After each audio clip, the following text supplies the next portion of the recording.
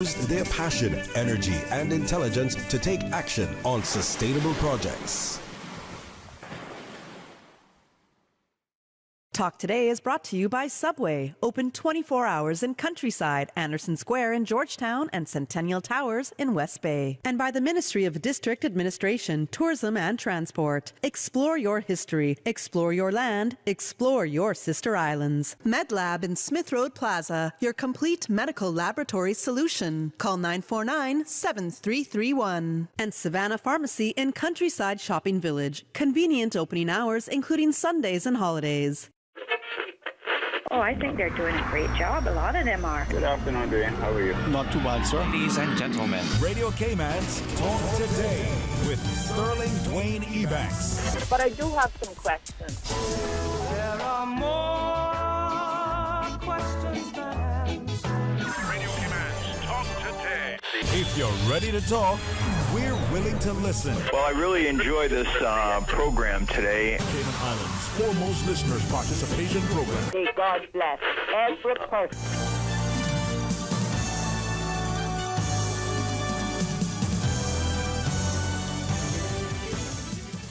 Hey, good afternoon and welcome. Thanks for joining us. I hope you enjoyed Ash Wednesday. I hope you enjoyed the agriculture show. And I'm hoping that you would give us a few minutes of your time as we share with you something that's inspirational, something that is not only commendable, but we can replicate and we show the love. We were talking to you first about Beacon Farms. Stay tuned for Talk Today. Radio Cayman's Talk Today, the Cayman Islands' foremost listeners participation program.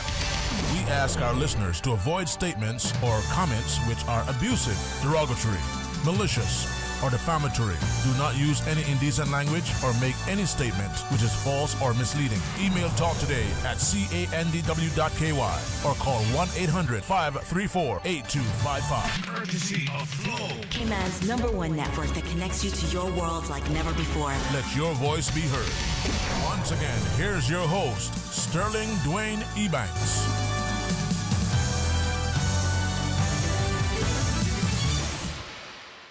Thanks for joining us and thanks so much for the opportunity to be able to sit here many days and not only learn but to be inspired. And as we welcome Mr. Sander Urquhart and Skander Wicker together with Sasha Appleby, it's amazing, Sandy, what we can do when we put our hands and hearts together and when we're willing to rise above whatever that trial or tribulation or challenge that life may present. So good afternoon to you. thank you. Thank you for having us. And thank you for having me. I'm the Chief Operating Officer for Beacon Farms, and I'm also a director on the board. And we'll get more into what is Beacon Farms and how it came about. But sometimes you don't necessarily need to start at the end, but it's a good place. Sometimes you start in the middle, but not always at the beginning either.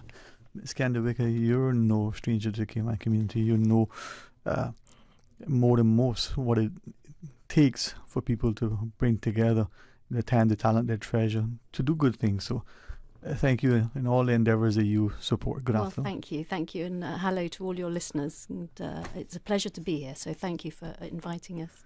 And Miss Sasha, good afternoon. I know you've been on our studio many times. It's my honour to be able to, at least have to say it's the first voyage with us here on the Catboat Talk Today. But welcome aboard. Thank you for having us. Really appreciate the opportunity to talk about Beacon Farm. Sandy, perhaps first with you and then maybe Miss Sasha. What is Beacon Farms and how did they come about and why? In a nutshell, Beacon Farms was thought of as a place for people in recovery from alcohol and drugs, away from the halfway house, which is the Bridge Foundation in West Bay. Mm-hmm. And the idea was to get as many people away from that end of the island so they could peace and quiet and get them involved in agriculture. And it was the brainchild of a wonderful man, Granger Howe, and his son, Scott Howe, and the man who's been pioneering the Bridge Foundation from its inception, Bud Valinsky.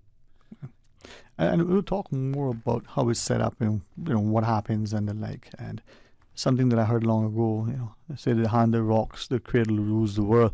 But do we ever question whether the hand that tills the soil feels the work? Miss Asha, your take initially, your involvement. Share with us. All right. Well, I already had a background in agriculture, and while I was in recovery, and we know each other in that community. Yeah. So through sharing my background, Alex realized that I might be an asset to the farm, so he called and asked if I'd be interested in it. And, it was just a perfect fit for me because I would be amongst other people who are in recovery, and it was something within my wheelhouse, agriculture.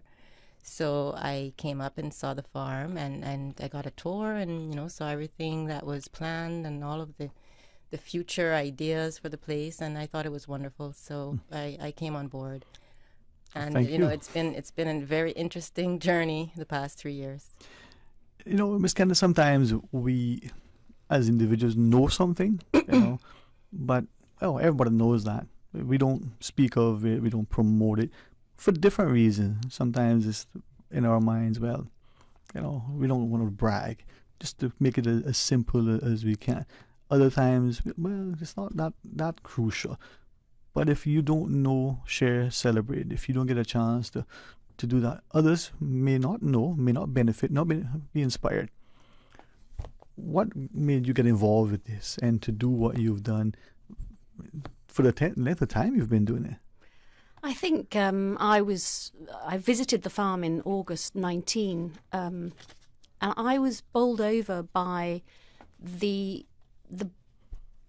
breadth of the project, I suppose. I mean, not only was it a beautiful place up in North Side, I love that side of the island, but there were people there who were involved in trying to create something out of a beautiful piece of nature. And there are so many themes to it. Not only was it a nature project, it was a farming project, it was a social project for the people who work there. And I was bowled over by the story. Yeah. And I knew that it would have its ups and downs. I knew that it would be an interesting story. And I said to Sandy, you have to record this. You have to make a note, even if it's on your iPhone. Do a diary at the end of the week. Yeah. And after about 2 weeks, he came back to me and he said, would you film it? So, of course, I realised that it would be a project, and a tough project, because you can't be there every 5 minutes. But that it was something I would really wanted to do. So we are an oral, a society with oral history, and increasingly with technology, we can do that. We can take our phones and film our siblings and our grandparents, and we may. But do we then take that, put it in an archive, edit it, and present it for posterity? Miss Asha, many times we don't want the phones in our face. Right? How do you feel about when it started and now where we are? We capture something, and it's hopefully inspires. But your perspective. Well, I think it's very important. As Candy said, it's been about 3 years that the film stretches over, and she's been with us as she can. When she can come up and record and capture what's happening at the farm. And it's, even for us that work there, it's great to watch it because, as you're there every day, week in, week out, you don't really see your progress. You might get a little, discouraged. But then you look back and you say, yeah, boy, we came far. We've come far from the beginning. Personally, I'm not one who likes to be in front of the camera. I don't really like interviews, but I tried to share as honestly as I could, and I think that was the other important thing about recording what was going on, was to take an honest look at what the farm is about and what we're trying to do. We don't need to sugarcoat it and make it pretty. This is reality. This is what we're trying to get done and what we're doing and what we're facing. Sandy didn't sugarcoat a lot of things, but that's. I'm glad Sasha, you shared that, because I think sometimes we may confuse saying something in a polite, respectful way with the fact that we still need to be, no pun, candid. We still need to, as our parents would say, call a spade. Sandy, from that perspective, though, when we look at that journey, just to the film documentary, as it were. It's probably very much like the person who is exercising on day one may not, appreciate it. On day 60, may not feel the progress. Those around can see, hey, keep it up. You start to look a little better. At day 100, even better.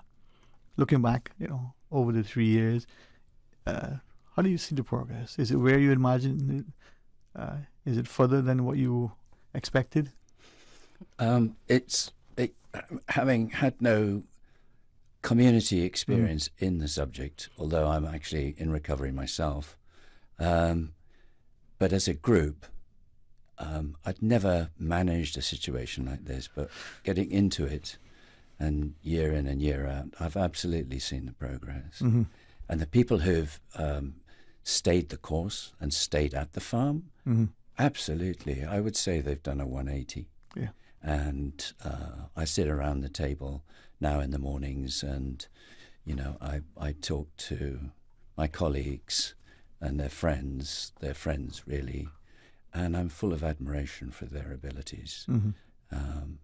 From the day that they arrived to what they are now, they've truly done a 180. And Sasha is so modest about, her portion of this project.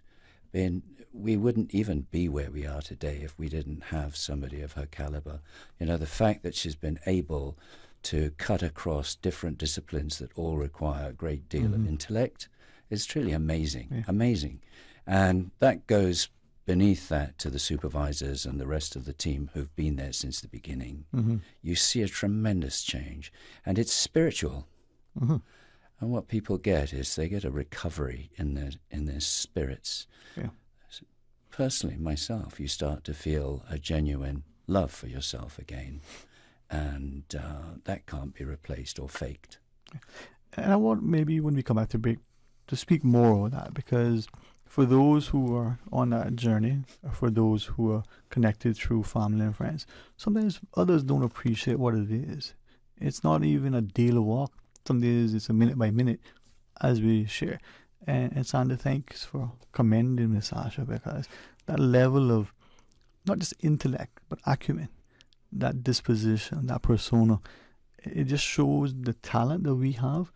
And I say this with the greatest of respect, how easy it is for us as a community to just look at our people and discard them. And I hope I don't offend anybody that feels that way, or anybody that may have done that inadvertently. But maybe as we listen to this break, we can think about it. Is that what has somehow been happening in our community? Oh, that's just them over there, and they're being discarded in so many ways. Miss Andy, Miss Candy, what do you think? Have I been rude in saying that? No, I think it's wonderful. I think one of the biggest takeaways from me from my 3 years is having met some extraordinary people.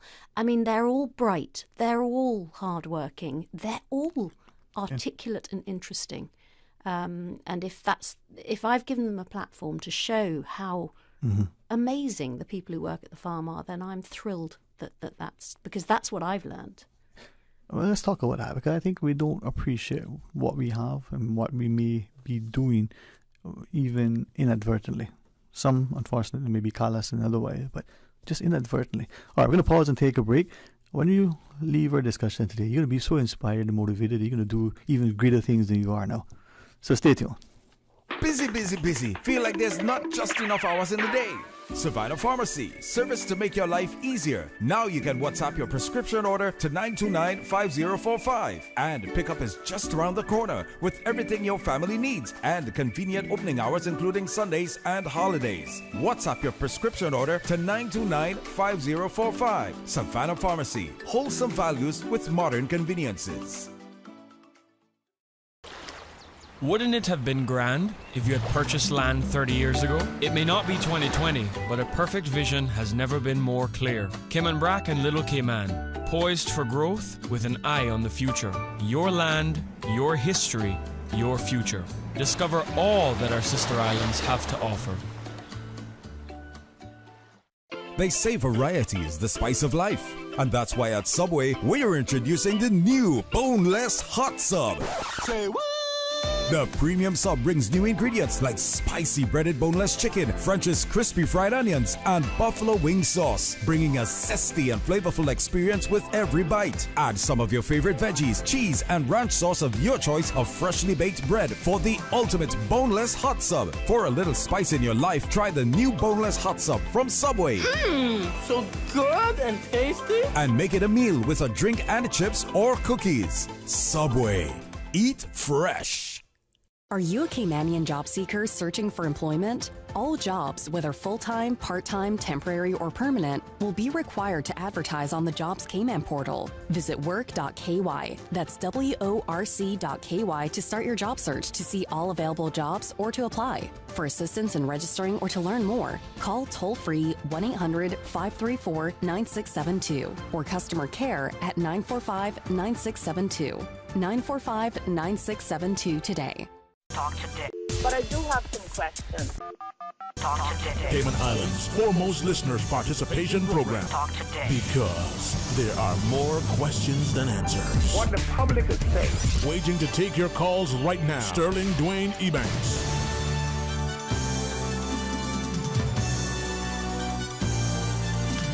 Hey, good afternoon, welcome back, and thanks for joining us. And as we talk about Beacon Farms, Sandra Urquhart, Miss Candivic, and Miss Sasha Applebit joins us. And I know that many of us consciously look for things that can inspire and nurture to make us feel good, but also cause us to be motivated to do things. I'm so glad that you were willing to invest the time and the energy, and hopefully as a community we can draw strength. Sandra, with Beacon Farms, a couple of things for those who may not know, and we'll repeat it as what it is. But is it residential? Are your workers? Are you the community? They spend the night there, or it's like work? You show up at 7 and you leave at 7 p.m. and a.m. Yeah, that's a good question. We have a beautiful old farmhouse, and if I go back a second, just to describe to everybody, the farm was owned by Edna Moyle and her family originally.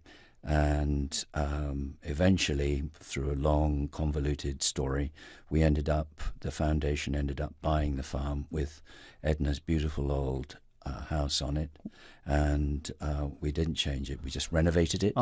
And we turned it into a house that can be occupied by up to 5 people. Okay. So we have people in recovery actually living there on a 7-day basis. They live there permanently. It's a alcohol and drug-free environment, and they have it to themselves 1 day a week. That's Sunday. Yeah. So it's beautiful.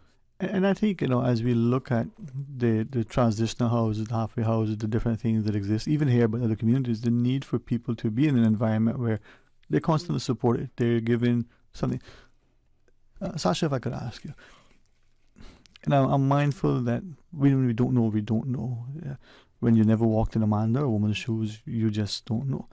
What does that mean for you?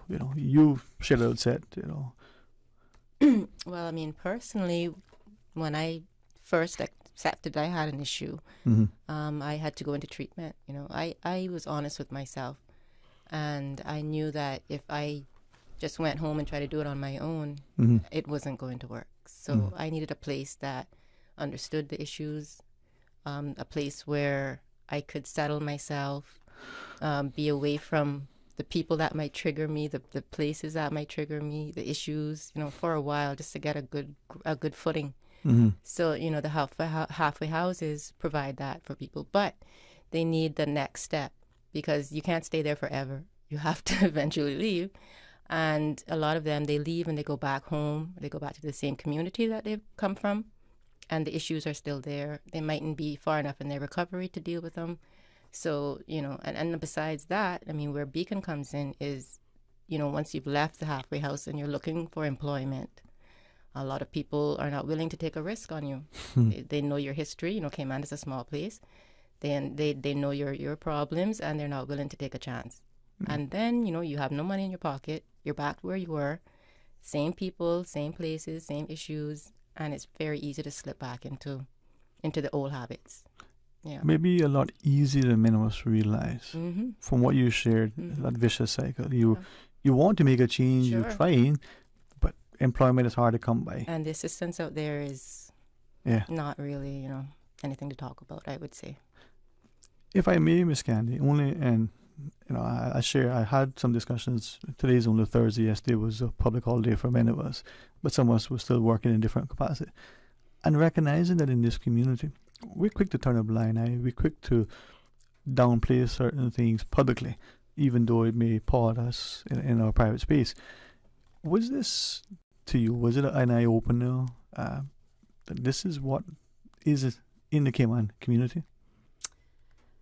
I don't think. I think I knew that there was a problem in the community because I have friends who go to AA, and through the years that I've lived here, and I've been here 35 years, so most of my adult life, I did meet people who were in the program, but I never got as close to it as this. Yeah. So the eye-opening aspect for me was learning about. It was always a problem at arm's length, and I sort of got so close to it that I, now understand it far, far better. As research for the film, I spoke to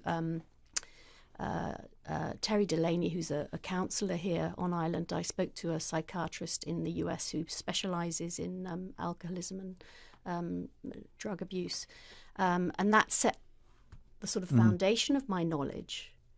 But then actually working for 3.5 years with people and asking them very personal questions, I think I found that hard. Yeah. But they were honest with me, and I maximum respect because they, with the camera, which is hard. Yeah, they were honest with me. And I think Ms. Ash, that's part of what is appealing. That honesty, that sincerity. I only know what I know and what people have shared, but as Sandy indicated, there are many who are in recovery, and yet the community looks differently at some versus others, and would perhaps Sandy, if I may ask, would look at some and not see the challenges, as a friend of mine said earlier, the demons that they battle every day. Yeah, it's a real place. So. Sasha and I know from work, and Candy from filming it, there are successes and failures. And but the beauty of Beacon Farms is that if somebody falls back into the way of life that they were involved in before, if they manage to clean themselves up and they do a period of time back in the program, they can always come back up to the farm, and that can go on for the rest of their lives. They can keep coming back if they want to. It's always there for them. For the wider community, and maybe perhaps ask you how the farm and how the program is set up. You have I'll use the word, you make sure it's not improperly, the residential component. You work on the farm, you have housing, which is, as Sasha shared, it's a challenge for many of us, but especially for those who may have had that level of recidivism in and out of prison. Employers are not, as given, and sometimes become impatient because of the nature of the demons. But with that, a person listening now, and they want to be a part of the program, can they? How do they? Well, we see the farm as the university. It's a place where somebody has, if they were to take a traditional route, if that's what we'd call it, they would go to Caribbean Haven, which is the recovery centre for the island at the moment. Then from there to the Bridge Foundation, and they'd spend at least 3 or 4 months, maybe more, depending on what the Bridge considers to be the correct amount of time. That's nothing to do with us. Right. And then from there, we interview them. And it's a pretty tough interview in the sense that we like to make sure that they've got their license back and that they've got their bank accounts and some of the basic core necessities for living. Yeah. And then they come up to the farm and they start work there. The idea is that at the farm you could stay if you want to, and we hope that we can produce a diverse enough selection of jobs on the farm in the future for people to want to do that, or they can spend it as a short period of time in which they're looking for a job in the outside world, and then they can move on from there. So it's that final point where you never recover from being an addict, but it's that moment in your program which is it's matured enough sufficiently for you to be able to move on. And just for clarity, and others who may be looking for further edification, is it then that in addition to that component, akin to an education institution that may have a boarding as well as a day, can people come in and be a part of it, work there, assist with the operations of the farm, return to their other abode, and then come back? Yeah, we bus people up from at the moment. It happens to be the bus starts in West Bay, and it picks people up all the way up to the farm, and then it does the same thing going home at night. Yeah, so you can treat it like any job. Yeah, and this is where I think, Ms. Candace, you were sharing, when people get a chance to feel a sense of belonging, have a sense of purpose. We all want that, When we retire, we just don't want to go fishing every day, as nice as it sounds, but we want to feel meaning. So bringing it to our attention that this is providing a purpose. Yeah, absolutely. I mean, I think we've all undertaken a project, whether it's a day project or a month, year, and we all know how rewarding a project can be. So as you say, when you're retired, you might enjoy fishing one day a week, but quite nice to have something to focus on for other days in the week. So for me, that was very much so. I retired from Barclays Bank here in nearly 20 years ago. And I've stayed busy with similar projects and learning. Actually, a lot of it was learning the techniques. But yes, I think for the people at the farm, it's key that the daily work is part of recovery.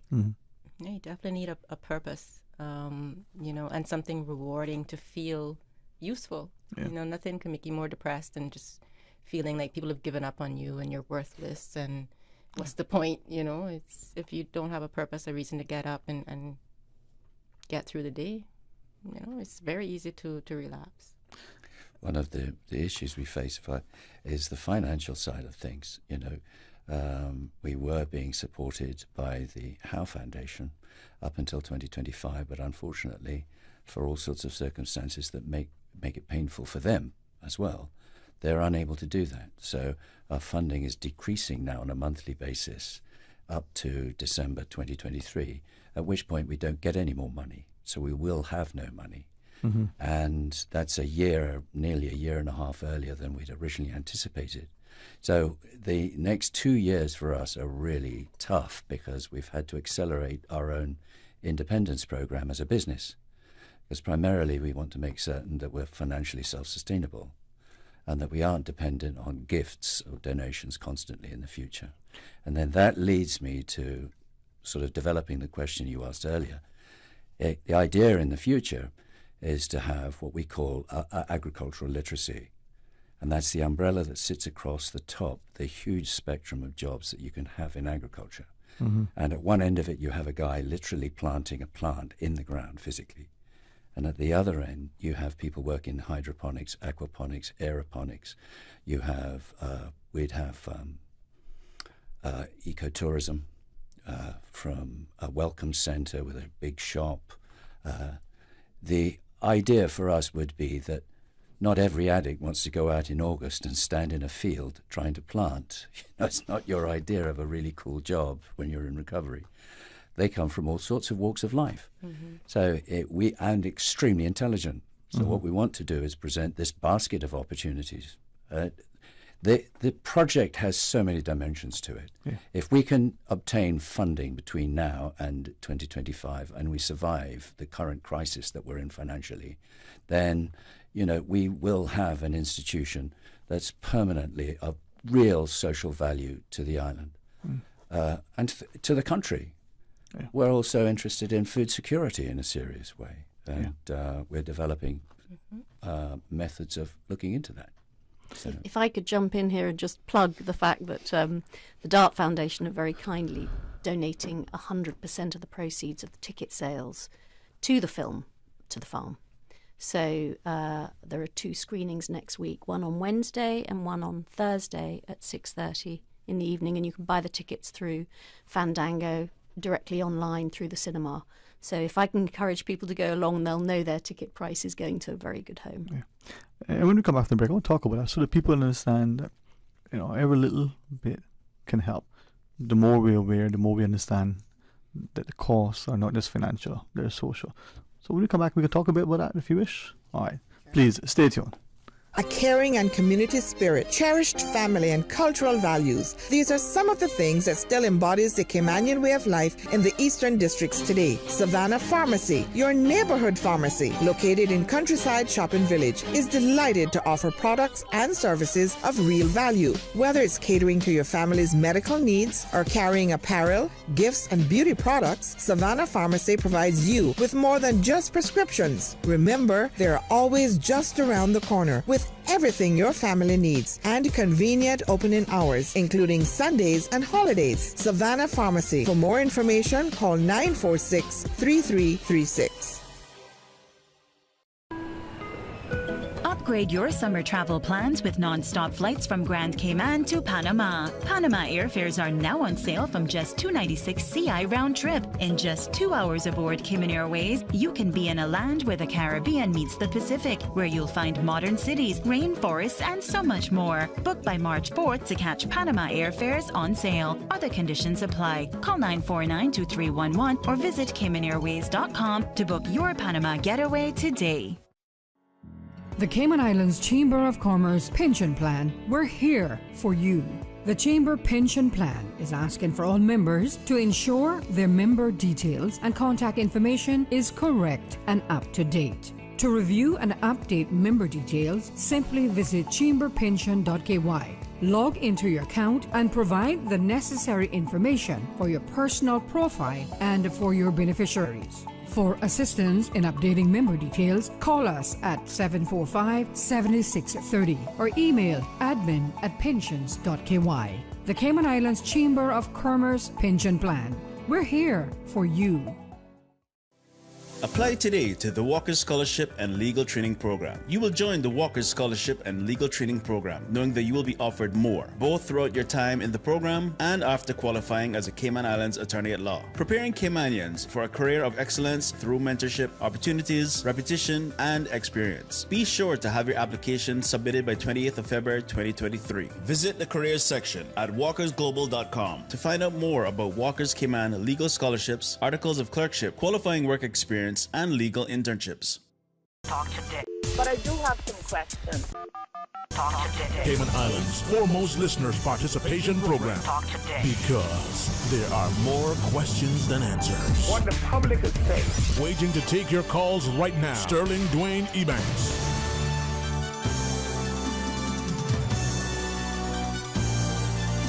Hey, good afternoon. Welcome back, and thanks for joining us. And in the studio, as we talk about, Beacon Farms, and yes, there is a movie.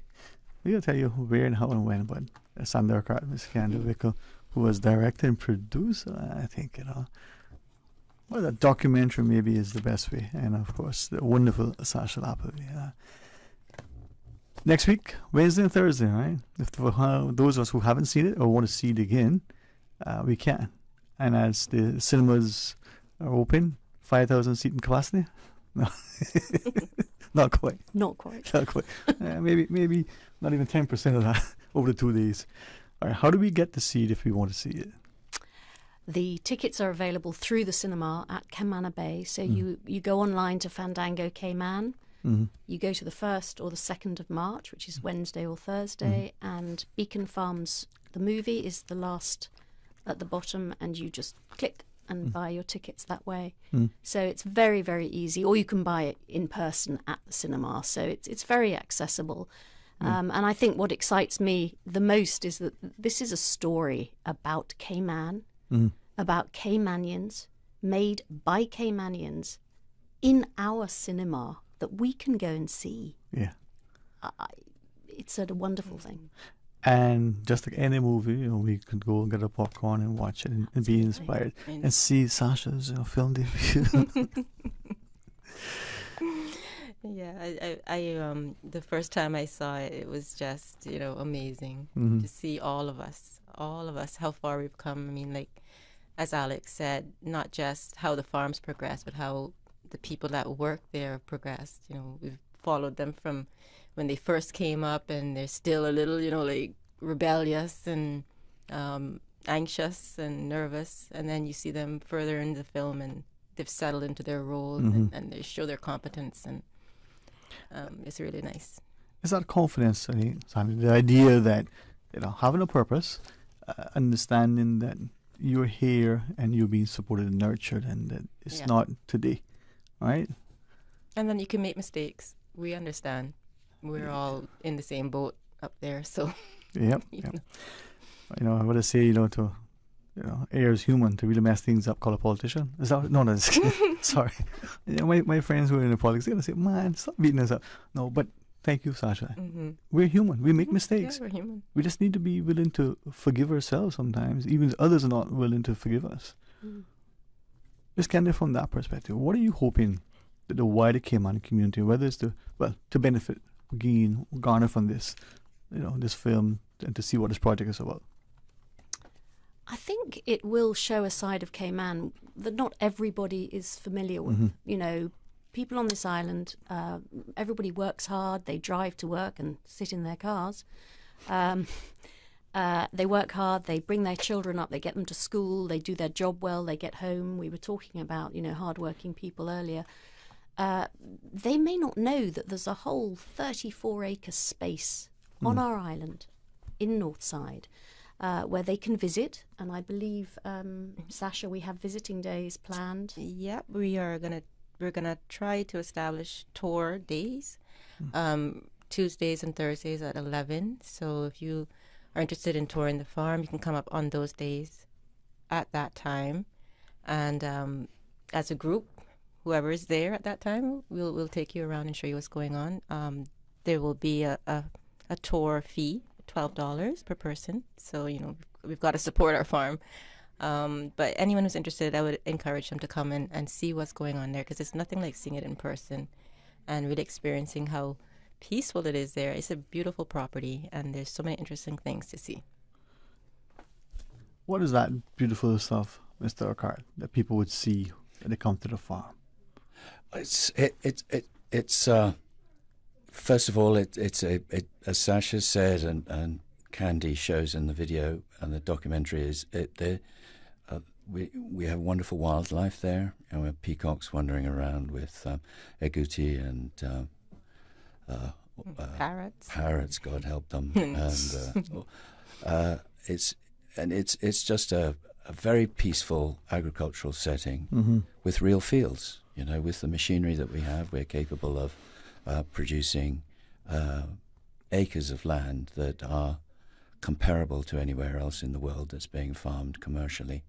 That's probably one of the most interesting aspects of the farm, is our technological advance in the creation of soil with our composting facilities and the machinery that we have, where we're capable of really creating fields. And also, we're just starting now getting into completely planting mechanically using tractors and the machinery towed behind the tractors.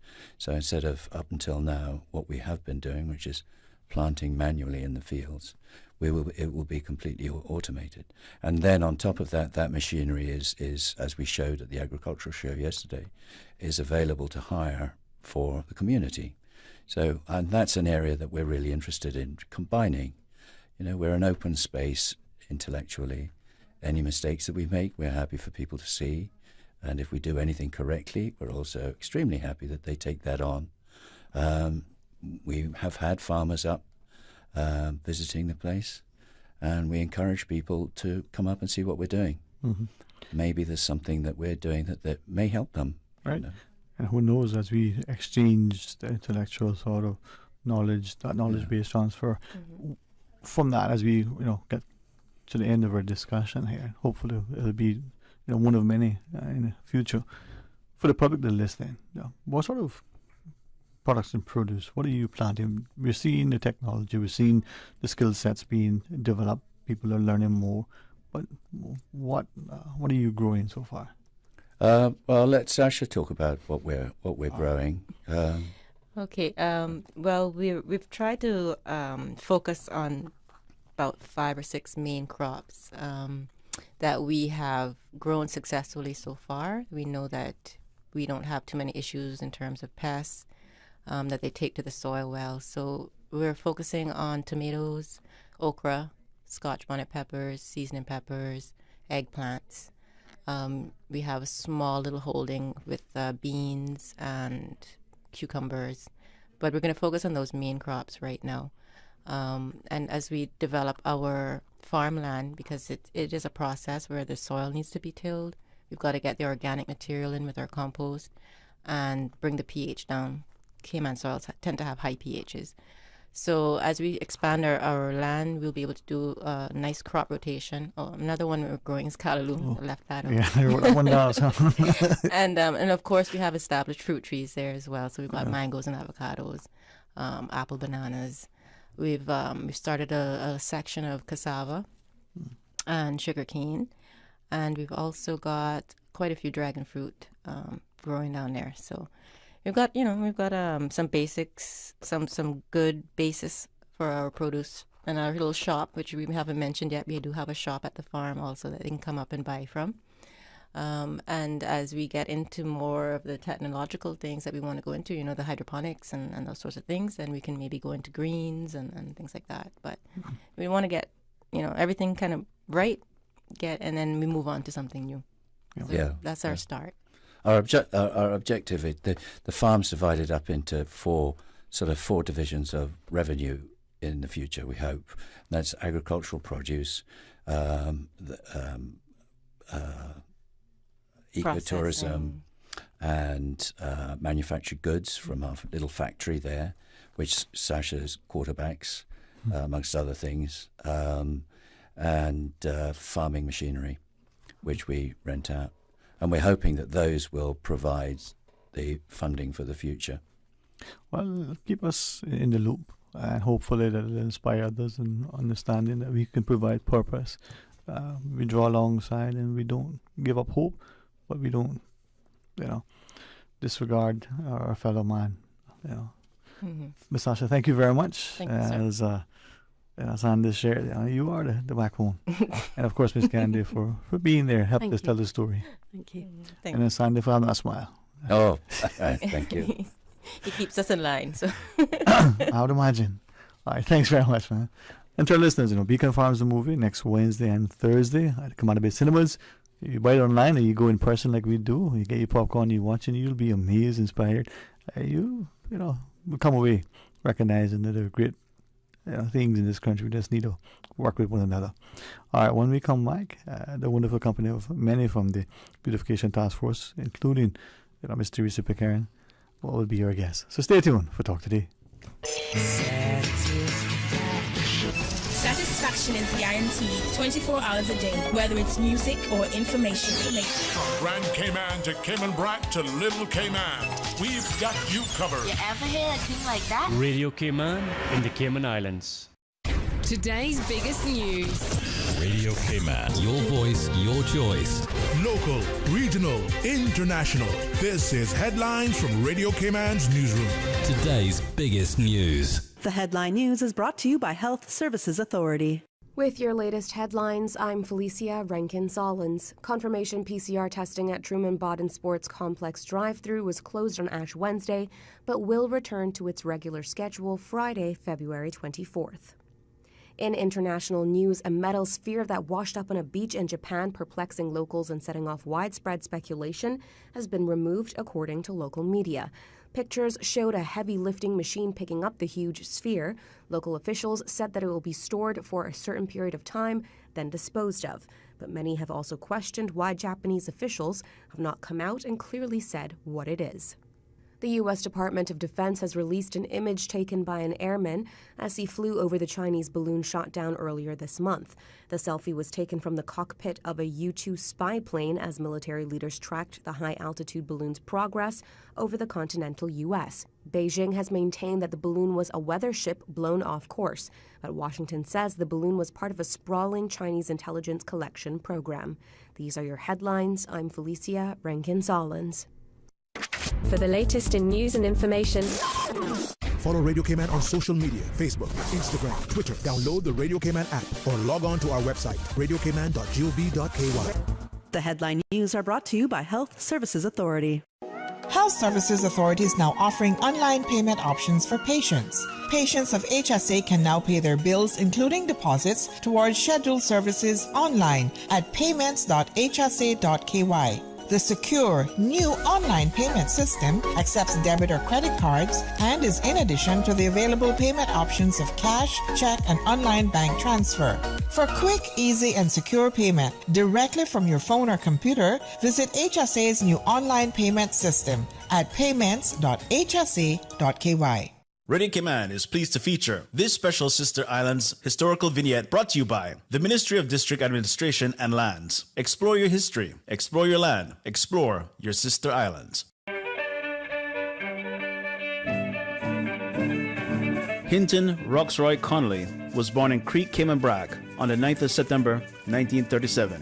The second of 8 children born to Henry Kitchener Connolly and Olive Connolly, fondly known as Big H to his family and friends. Like so many other Caymanian boys and men, young Hinton went to sea at the tender age of 17, working with national bulk carriers for 5 years. During his tenure at sea, Hinton sailed on many different ships, namely the Ulysses, Old Titan, St. Clair, Petrolor, Petra Sea, and Petra King. He sailed between Portland, Maine to Venezuela.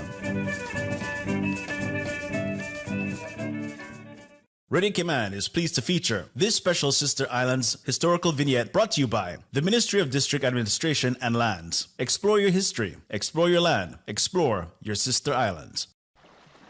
Explore your history, explore your land, explore your Sister Islands, the ultimate staycation experience. Your culture, your freedom, the land that time forgot isn't gone. It's your Sister Islands. Discover all that our Sister Islands have to offer. Talk today. But I do have some questions. Talk today. Cayman Islands' foremost listeners participation program. Talk today. Because there are more questions than answers. What the public is saying. Waiting to take your calls right now. Sterling Dwayne Ebanks.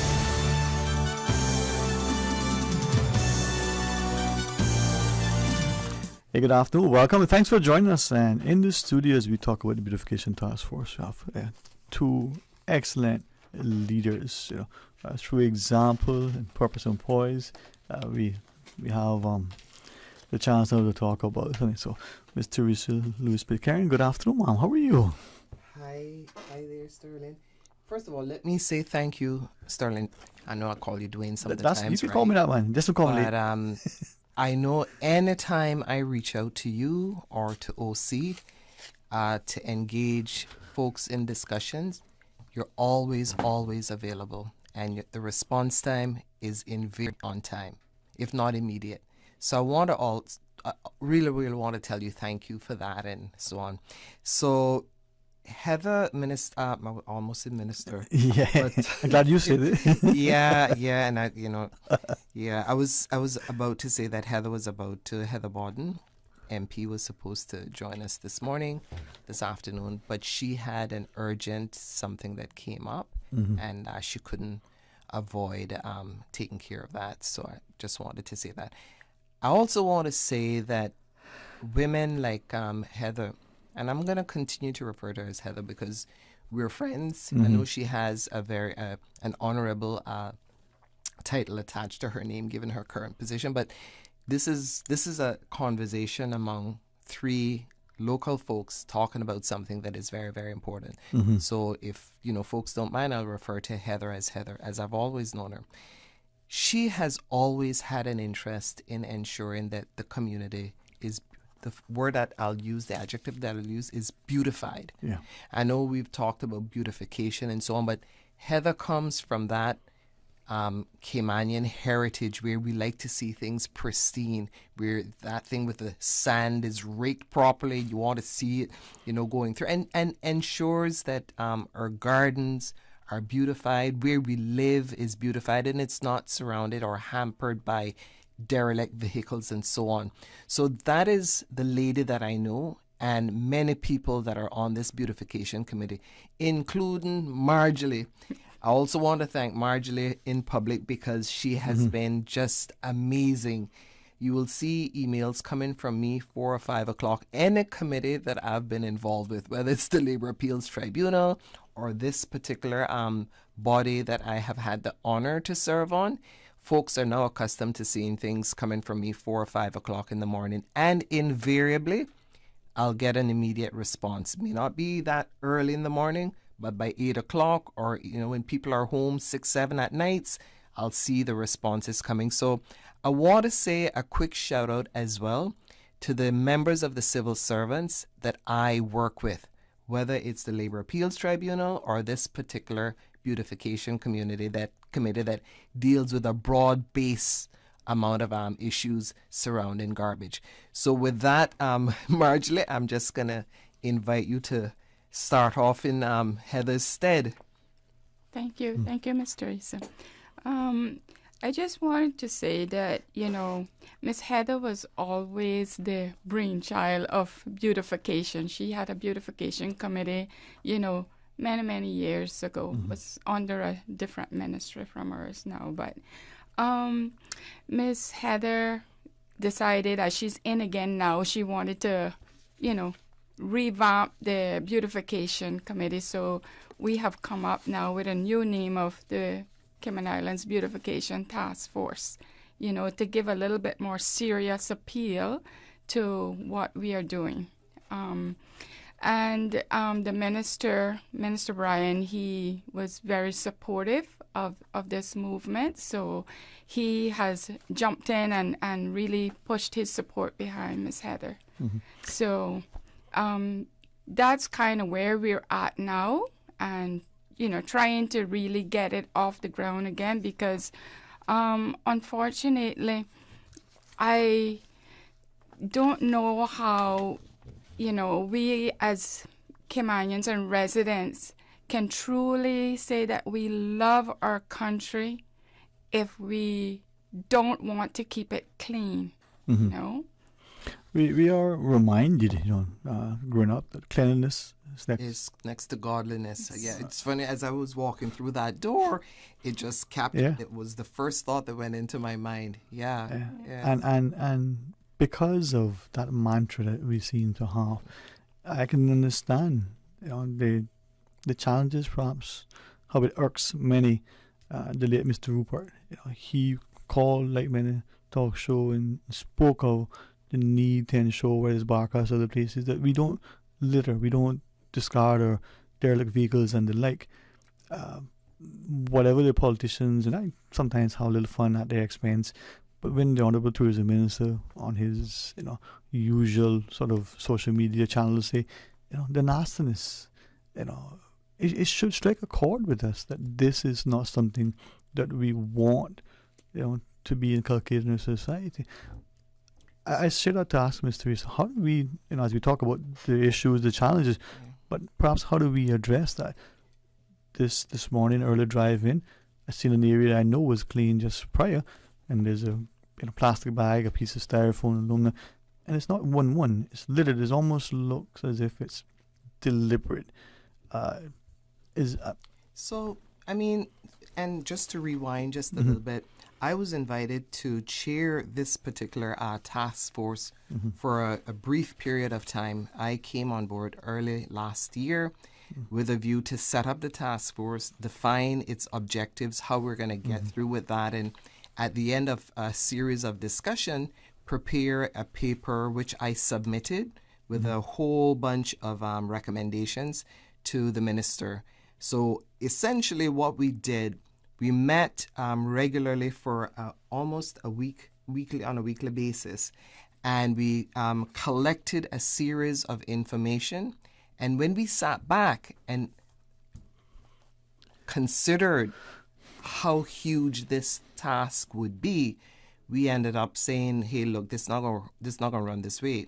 So what we ended up doing was to divide the committee in different bits and pieces. So we had one group deal with media, one group deal with education, one group deal with the environment, one group deal with legal, and then a side group that would actually touch on how this actually impacts tourism, for example. So we split the team up and we assigned responsibilities to each team, and then we collated all of that information. And then after that period of time, and around about June, July, I put all of the information collated, submitted it to the minister, who then later submitted it to cabinet. So that's kind of like how we got started. And I want to underscore what you just suggested about cleanliness and godliness, because at the heart of the motto of the beautification motto, it touches on that, which says, we want to align a mission statement which takes action to restore and encourage a sense of pride in our islands that reflects the uniqueness of our culture and heritage. And we want to represent the work that we're doing to show that it inspires, it challenges, it educates the people of the Cayman Islands to become litter abatement, i.e. reduce litter and its impact, and to be a conscious community.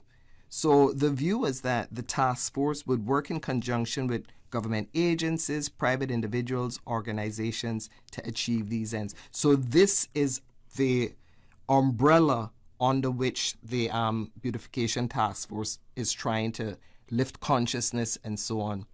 But you're right. One of the first things that came out in the meetings as we started to have conversations was people like Miss Omiria, people like Romelia, who are really, really litter averse. They can't bear to see it. We would see them go to different places and tidy up, and within a minute, those places were really, really despicable once again. And today, when I'm on these shows, my whole thing is always about transparency, accountability, and just candor. So this whole community knows that I'm somebody that just calls it as it is. And, I'm pretty candid. I don't call name. I don't shame people, but I call it as I see it. Steps have not been taken to discover the root of why we have litter. And a part of it is the culture that we've developed with persons who are here that don't share our values, that don't have the same interests that we have about ensuring that, the community looks good. This is not now to suggest that it's only Caymanians that feel that the community should be clean. I'm not saying that at all. But what I'm saying is that when we start to look into this and consider this whole problem, we understand how poverty drives the kind of behavior that encourages this type of litter. And again, for context, I'm not suggesting that it's only in Cayman where you have litter and litter is then driven by poverty, because I know litter is a problem globally, right? But you tend in our community to see people just doing things like, we would, folks driving in a car, they throw the bottle out, and they don't give a hoot about it. And you see people standing up, right as they're having a Coca-Cola. I was just thinking of that as I looked at, and they just drop it on the floor, even if a garbage thing is right next to it. Right. So it's now trying to educate us about our behavior and how best to address that. Yeah. And this is something, Ms. Marks, if you wish to jump in. Yeah. I was going to say that sometimes people, like what Mr. Reese is saying, sometimes people don't even realize what they're doing is actually littering. Like we will see homes, of course I'm from West Bay, so, I can speak of West Bay. We can see homes where people clean their yards and they just throw the stuff across the street. Whether it's landscaping ways, it might include other litter. And they'll just throw it across the street thinking that's quite normal. Like, that's not littering. And then litter begets litter. But you see how there's one mindset, and then there's a shift in the mindset, and we don't realize that there's that shift in the mindset that actually encourages bad behavior. Yeah, so when another person, there's a saying that litter begets litter. So when another person walks by and sees this landscaping litter or whatever it is there, they say, oh, this is a good place to throw my garbage, you know? So they may be driving by or walking by, and then they just throw some more garbage on it. And before long, you know, we have a mini Mount Trashmore happening, you know? So that is something that when we educate, we have to think about, that people are doing things that they don't even consider it's litter. You know? One of our listeners, you know, has mentioned that, you know, what you both you're saying are absolutely true. But that notion of litter begets litter, they Ms. Teresa, I'll be guided by you in the sense that the word choices are appropriate. You know, the cultural shift that is taking place, you know, over perhaps even the decades, where the cleanliness, the pride, the behavior of us, to where whether it's a personal, you know, home that you do yourself or you contract out, you know, we dump on the vacant lot. Some have called public and said, you know, the person is blowing from this property, whether it's a commercial property, a condo complex, on a public road, into next door or into a private land. What's happening? And you see, this is where balance is very important, because on the one hand, whereas I ascribe a lot of the behavior to poverty, and the type and nature of economy that we're actually encouraging, right? So that's one thought. We also have legislation, and it's never enforced. So this morning, though, I'm going to shout out, because with the amount of work that we have done, there's a small team of us that's on the legal committee, where we reviewed laws like the penal code, traffic law, public health law, litter law, public lands law, and so on, where there are basic enforcement issues and rights that can be issued with respect to stuff like this. But people just don't give a rat's you-know-what to get the job done. So is that the challenge then? That's one of the challenges, because after having a number of meetings, I invited Marjorie and pour her, because she has her own work to do. That's another thing, getting funding and capacity issues and that sort of thing. But many of the staff that's on this committee, we work our own private time on the weekends. I work with the legal team right throughout the holiday weekend, previous holiday weekends, to get a number of these things through. But they're what we call low-hanging fruits, where at a minimum you can charge $500 in penalties and so on for certain when you are in breach of the law, right? So, and there are certain things that are here that we can use already as a start. But starting with $500 to charge people, for some people that's like bubblegum money. So, you know, one of the recommendations that we had was to ensure that all of these laws are aligned in terms of what is expected when you're in breach of this in breach of the legislation. So I asked Marjorie to have a write to the AG's office and make certain requests. The Attorney General? Yeah, and to make certain requests in terms of how available they are and so on and so forth.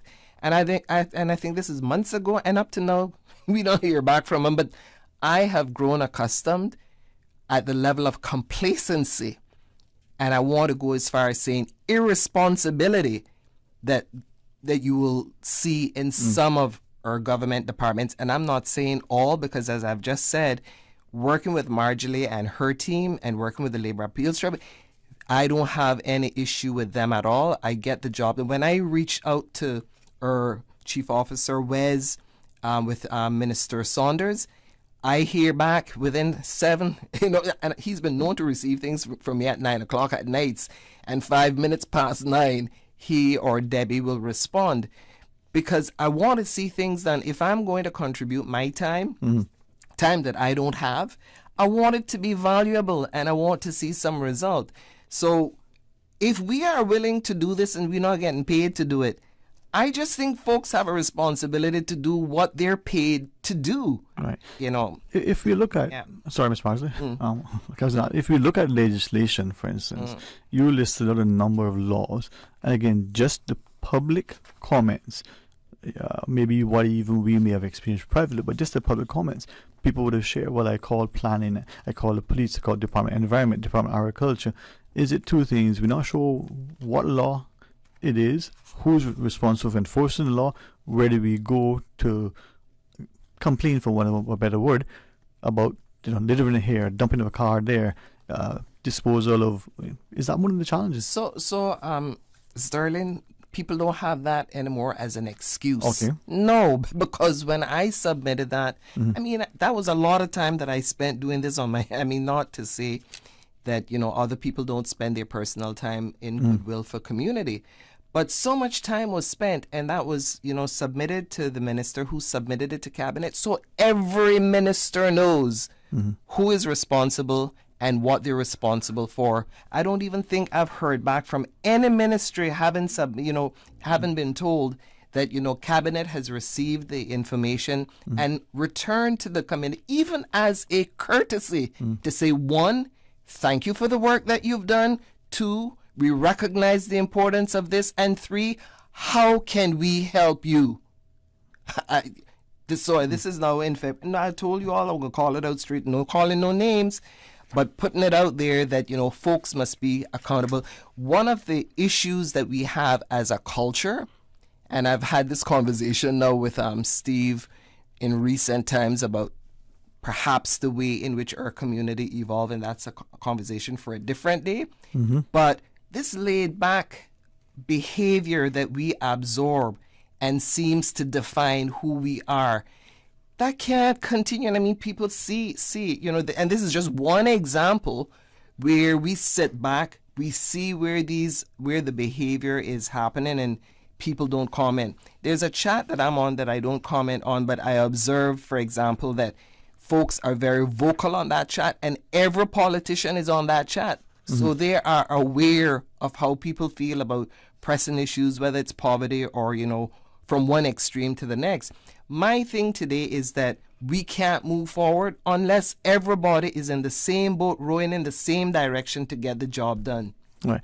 And just for clarity, because I think despite some knowing, we question whether there is that enforcement, that action. We have a litter law. That's where the $500 fine comes in. We have the public health law. We have public lands law. Yeah. There's so many things. I mean, there are many people who would either go to DEH or, depending on what it was, to planning. So for clarity, if there's an issue with, say, a derelict vehicle or even construction debris or illegal dumping in an area, what do we do? Who do we call? So let us call a shout out here now, because in as much as some departments may be ineffective, and by ineffective I mean they don't even care or even respond, right? The NRA has been wonderful. Richard Sims in the DEH, he has stepped up. He's been on every one of the calls with us. So he is notified, he gets involved, but he has challenges that prevents him from doing the kind of job that perhaps they should be doing as well. And we're talking about it and working on it. The trade and business licensing law and the DCI people, I mean, when a member of the team that's on the legal committee with me is working with the DCI, and we have spent weekends going through the law and stuff like that in their legal team. What she did at her request is reach out then to her board, the Trade and Business Licensing Board, who invited me to the meetings that they have had, and I have since then had the opportunity to contribute to some of the areas that we have concerns about, which are also areas that they have concerns about as well. So when we work together in partnership, you see action, and I'm really, really heartened by that. There's also the Public Lands Commission. They've been amazing. And I know there's a gentleman from West Bay, Garvin Park, with the Garvin Park project. I want to shout him out as well. So if you work in partnership, and if you get somebody who is willing to give their time, and what we do, and I mean, Marjolie's heard me say this on a gazillion occasions. If you're going to come in and you say you're going to help, you're not here to warm the seats. If you're just here to warm the seats, this is not the committee for you. So we have a handful of people who contribute, give up their time freely to try to get this thing done. I would just say that in addition to what Ms. Teresa is saying, because we do have, a vibrant committee. A lot of the persons are civil servants, so we have to put in that extra time. People say civil servants are paid to do that, but we meet after hours. We give up a lot of our free time, personal time, to make this happen as well. And I want to say that the place where we really need to get changes made is with the legal aspect of things. So it is really at the ministerial level that we need to get that support as well. We need the support to change the laws, because it is not until the laws are changed, that we are going to see a true response. If I could go back to something we saw the other day, that all of a sudden, when we heard that, there was going to be a high fine for if you feed chickens, if you feed, the feral cats, everybody responded because, they thought this fine is going to be very high. I'm thinking if the litter fine goes higher, people will also be mindful not to dump their garbage, not to throw things out their window, keep their environments clean, because nobody wants to pay a big fine. Yeah, I think. So I think it's with the legal aspect of it that we really need that support. But but no matter how much legislation we have, it's enforcement. And this is something that I kept trying to drive through. But obviously, you got to start with developing the legislation to get this thing done. But it's, inviting people who have the responsibility to do this, to do their job. Marjorie is absolutely right. Some evenings we're there from 5 until 8 at nights. And one of the concern that comes out of these types of meetings is that people have other things to do. And what you will hear is that, okay, this particular committee may not be one that's similar to SEMA, where folks are paid in the thousands of dollars, for giving of their free time and expertise as well. But this committee has value as well. So why isn't the committee being paid?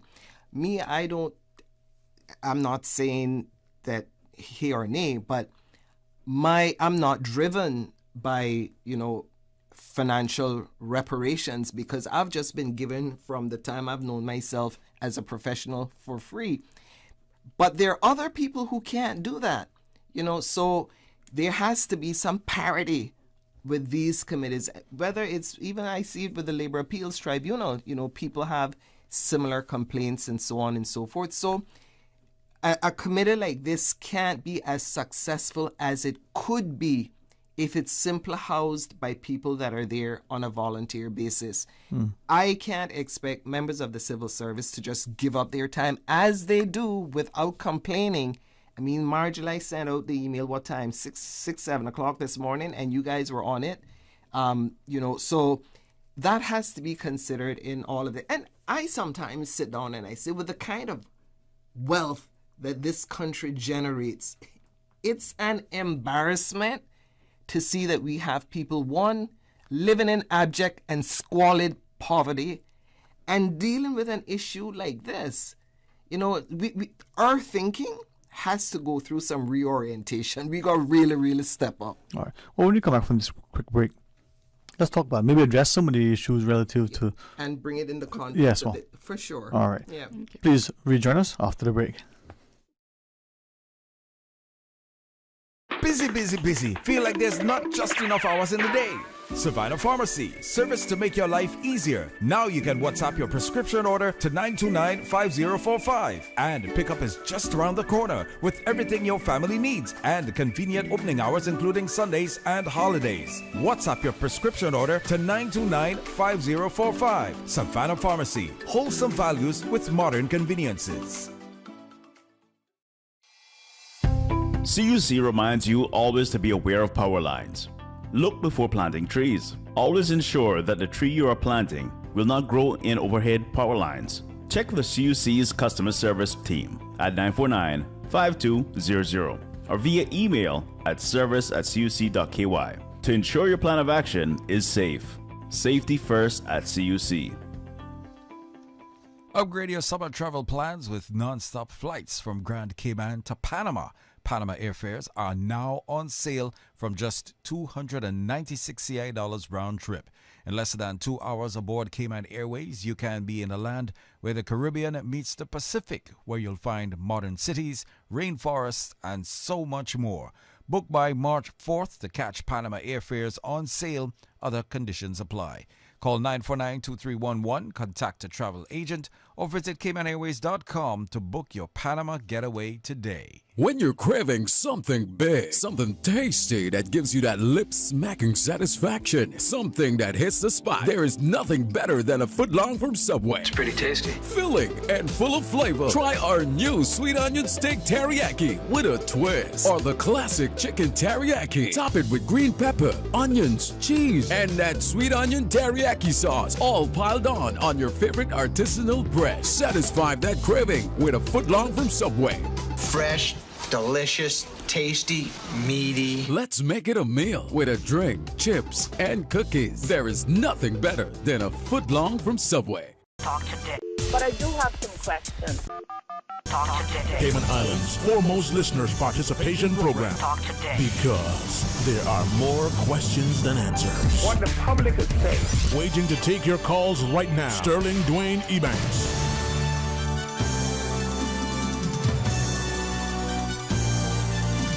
Hey, good afternoon. Welcome back, and thanks for joining us as we talk about the Cayman's Beautification Task Force. So we have the chairperson, Ms. Teresa Lewis Pitcairn, together with Ms. Marsley. Ms. Marsley and Ms. Teresa, I'm told we have a caller joining us just quickly. Sure. We'll take the phones. Hey, good afternoon. Welcome. Thank you so much for calling. Afternoon, Sterling, Madam Chair, and Marjorie. I got you all back right here. I am tuned in and listening.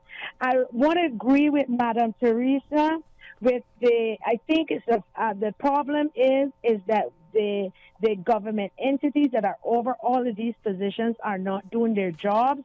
That's why things are happening the way it's happening. I went as far on the 60th at a meeting on the 16th with DEH, NRA, planning, DCI, and the police to see how we can get them to sit down and discuss these kind of issues on what can we do moving forward. And sadly, only the police and NRA showed up at that meeting. So that tells me that they're not interested in hearing our problems, in solving our issues. You understand? But it needs to start somewhere. And the only next step to hold them accountable is to get in touch with our DG, Franz Manderson, to see what can be done. Why are the civil servants not doing their jobs when they have these posts and to get this work done, and it's not getting done? I agree we need to step up on the laws and amend the laws and put serious, more heftier fines for things such as littering and with throwing down these derelict vehicles in our communities. All of that is good, but at the end of the day, we have certain things in play right now. We should be able to fall back on what we have and enforce what we have. But the problem is enforcing. The main problem we have is getting these things in these laws enforced. They have the law, but they refuse to exercise the laws. Well, Ms. Teresa, enforcement. So thanks very much, ma'am. Well, that underscores so many of our issues broad-based in this community in any event. So maybe people see litter on the lower end in terms of how urgent it is. Mhm. But, what folks should also consider is the fact that it impacts our major economy, which is tourism. Mhm. So, it is truly important. When I was listening to Romelia, I call her, she's just really amazing. She is one of those troopers who is very passionate, very engaged. And she's like, used to call Arden action man. Well, she's action woman. She wants to see things done in a very timely manner.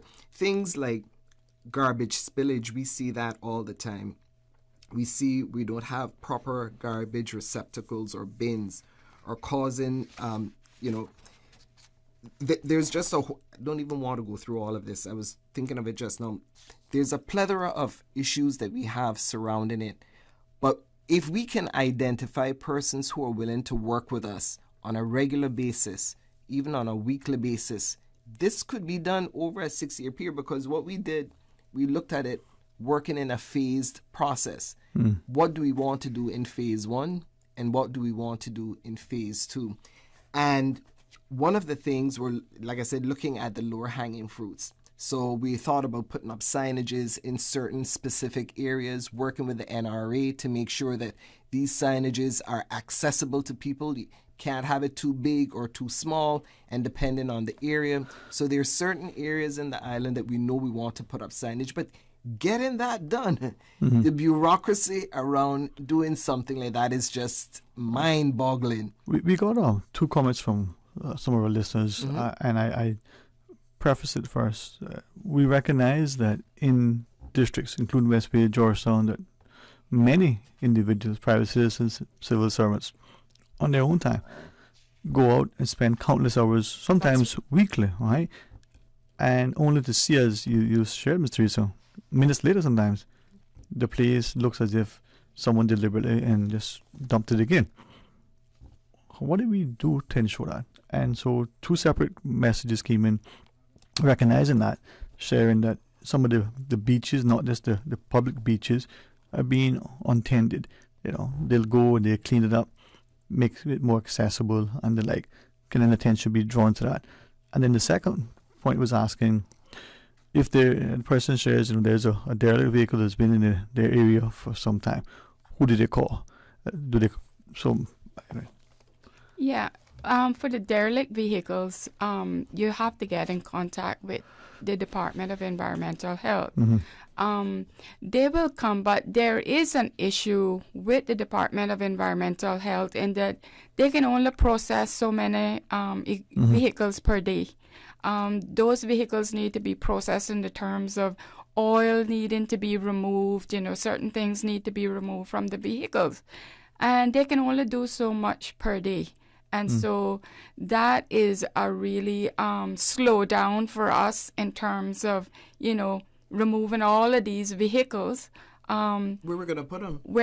There's no place. That's a primary consideration, but go on now. Yeah. Angela. And so, that is for the derelict vehicle. So that is something that we approached from a different angle of whether we could hire, private tow trucks, etc., to remove these vehicles. But in the end, we came up with the conclusion that, because DEH can only process so many at a time, it is best left with them to process these vehicles and to deal with collecting the vehicles. But persons that have these vehicles in their yards, that they're not, there's no purpose for the vehicles, they're just there year after year, they're not doing anything with them, they don't intend to do anything with them, it really becomes, an environment to harbor rodents, rats and, cockroaches and that sort of stuff. So it would be more beneficial for the environment if they would seek to get rid of those vehicles, but you get still, into the landfill. But that's the thing, you still run into the same problem that Richard speaks of. You can only process X amount at any given time because you got to drain the car and all of that to ensure that, So that's a primary problem. The most that you can do is to invite those people who have these derelict vehicles on their property to do something about it that is aesthetically pleasing and making sure that, it's rodent free and so on. But how are you going to police that kind of behavior? Because that's another issue that we have as well. Yeah.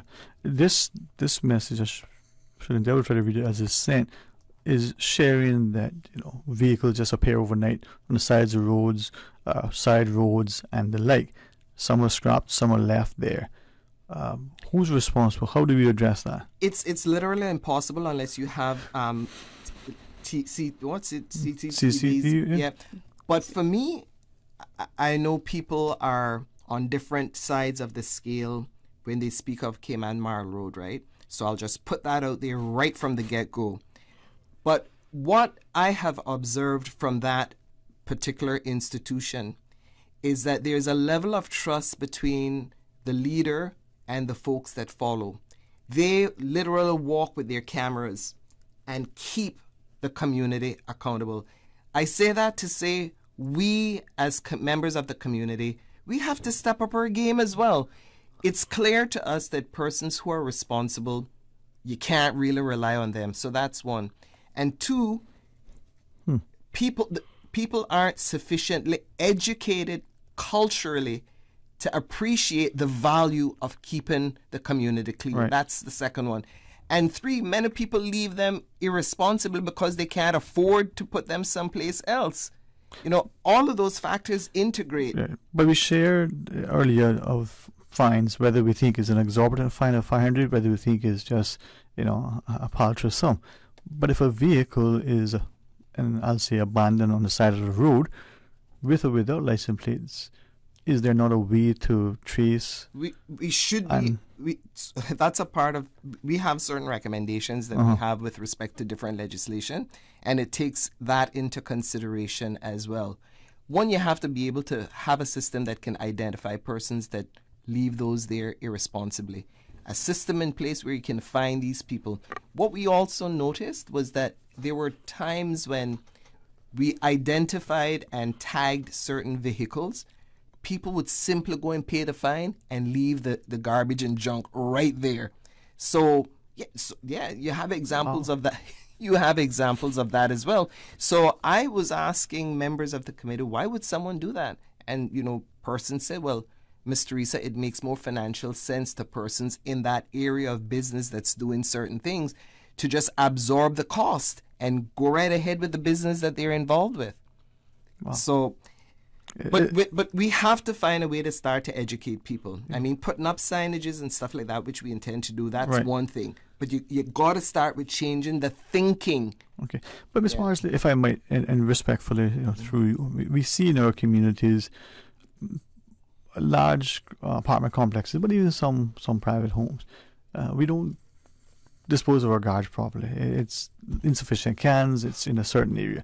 We see commercial activities from the gardeners to construction companies, maybe taking their debris, the yard clippings or the construction material, and dumping it over here, or just taking it from one spot to the next, and it's not properly secured, and as you're driving behind it or riding or walking, it's blowing off. We see different things to that. What do we do about that? How do we address that? Well, we plan to do a campaign, a litter campaign. So that'll be something that is going to be coming out. And hopefully through that, we can really educate the public, on a broad scale. Additionally, we're going to be going into the schools as well, to speak to the children, the PTAs, etc. But you are right. There is a plethora of things that we are dealing with. You have apartment complexes. They have so many people. Even some apartments are having more people living there than they are really built to accommodate. That's right. That as well creates an overspillage of garbage. They do not have sufficient garbage cans nor receptacles to hold the garbage. We have other situations where people may have a receptacle, they don't have a garbage can in it. So again, the garbage is just left in a receptacle. And, as a shout out for the Department of Environmental Health, it's pretty difficult for them when they're collecting garbage to sit down and pick up, Foster bags out of a receptacle. That takes a lot of time, and they don't have that time during the morning, or they would never complete a day's collection of the garbage. Then, we have the vehicles that are driving. They do not have their loads properly secured. So we have garbage flying off of vehicles. That's one thing we want to really encourage people, who are driving on trucks, etc., with all their loads on there, just to secure them properly so that, they're not flying off and creating more garbage mess.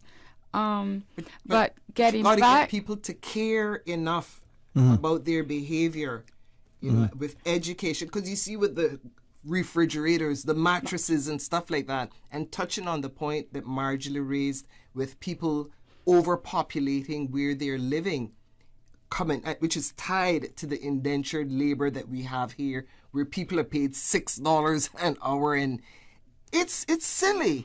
But I gather the socio-economic implications, but cleanliness has nothing to do with economic status, I would imagine. But it must do, because that's what we see. People, if you have a situation where people's main concern is just getting enough money to send away to their children or to their family, and they can barely even survive where they're living, they're less concerned about garbage in a community that they don't care about, because they don't even share the values. But that's a different value system. I mean, I should say that understanding people make choices and they decide how they would do certain things, but a saying that I'm sure, all familiar with, not just because you're poor you have to be nasty. But Sterling, again, it's the way of thinking. If you're in an environment that you don't give a hoot about, so values count, education count, and how you see you're invested in a particular community. And for the most part, people who you speak to who are here on permits or who are here just to repatriate funding, that's not top on their priority list. But then how do, Ms. Marjorie? No, I was going to say as well that, because people are sort of transitional when locally, they may be in West Bay living today, but in an apartment or whatever, but they lose that apartment, or they decide, I got to move closer to my work. And so because they're always in transition, they don't develop, a love for any particular area, It's just a place to live. It's not a place that I live that I really care about because I'm from West Bay or East End or Georgetown, It's I'm living here today, but tomorrow I'm living somewhere else. So they do not spend enough time to really develop an attachment to a particular area. But you don't need to be attached to an area, and because of that, you have a lack of care as well. But to Sterling's point, you don't have to live in a certain area to have an attachment or an affiliation to do what is right and keep the environment clean. No matter where you go when you traverse the community and so on, it comes back down to education and values. And then that is just made bigger because of the economic structure that we have, where you have one economy where somebody's earning $6 still got to pay $10 for a carton of milk, and the person that's making $1 million pay that same $10 for the carton of milk. I agree with that, what Mr. Reese is saying, but unfortunately, these are some of the things that cause this kind of situation. And like she's saying, it's where we have to continuously educate people about, keeping our environment clean. Just yesterday, I was at Barker's, and I tell you, it honestly breaks my heart to go into such a pristine environment and see the amount of garbage that is left there. It's really, really sad that, like I said, we don't care enough about our beautiful island. to keep it more clean. We should be proud to know that we live in such a beautiful environment, relatively safe, relatively crime-free, and we should be more proud and be more willing to take care of it and keep it clean. We'll have a quick break. When we come back, I know Ms. Teresa, you and Ms. Mars have other things, so maybe we will conclude. Please rejoin us after the break. They say variety is the spice of life. And that's why at Subway, we're introducing the new Boneless Hot Sub. Say what? The premium sub brings new ingredients like spicy breaded boneless chicken, French's crispy fried onions, and buffalo wing sauce, bringing a zesty and flavorful experience with every bite. Add some of your favorite veggies, cheese, and ranch sauce of your choice of freshly baked bread for the ultimate boneless hot sub. For a little spice in your life, try the new Boneless Hot Sub from Subway. So good and tasty. And make it a meal with a drink and chips or cookies. Subway. Eat fresh. Did you know that ValueMed Pharmacy has a free online prescription service? Managing your health and medical requirements has never been easier with ValueMed. Simply visit value-medpharmacy.com. That's VALU-medpharmacy.com and click the Refill Prescriptions tab on our website. Fill in the information for new prescriptions or refills and choose your preferred pickup location. ValueMed on Walkers Road or Town. Then bring in your original prescription from your doctor when picking up. There's no need to stand in line and wait for your prescription. Save time and pick up prescriptions at your convenience by visiting value-medpharmacy.com. That's VALU-medpharmacy.com. Talk today. But I do have some questions. Talk today. Cayman Islands' foremost listeners participation program. Talk today. Because there are more questions than answers. What the public is saying. Waging to take your calls right now. Sterling Dwayne Ebanks.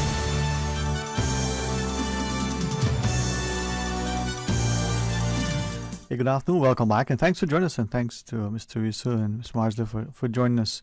You know, a beautification task force, just in its name itself, hopefully would encourage more of us to take pride and to respect the space in which we are. But is it in an uphill battle? Is it possible, Ms. Teresa, that we can get there? So I'm a realist, and if past behavior of we're in this place now because no one paid sufficient attention to it. Mm-hmm. No one thought that it was important enough to get behind it and address it. So let's just call it as it is. If we don't have folks that we have elected who are disciplined enough, who are interested enough, and who want to make a difference, if they don't care, nothing not gonna happen, right? So the alternative, as I said, is to rely on citizens to do what is right through volunteerism and so on. But to make sure that that works, you can't just do that sporadically with one or two people. That too will have to be organized where you're calling people out all the time, not inconsistent in the way in which CMR does it through a following. And I'm not branding CMR as the entity to do stuff like that, but I'm using what's positive about CMR in inviting people to submit information that they have to hold people accountable. It's good and it's bad. I mean, people have a different view of it. Me personally, like when I look at a human being, I just assume that we're all flawed.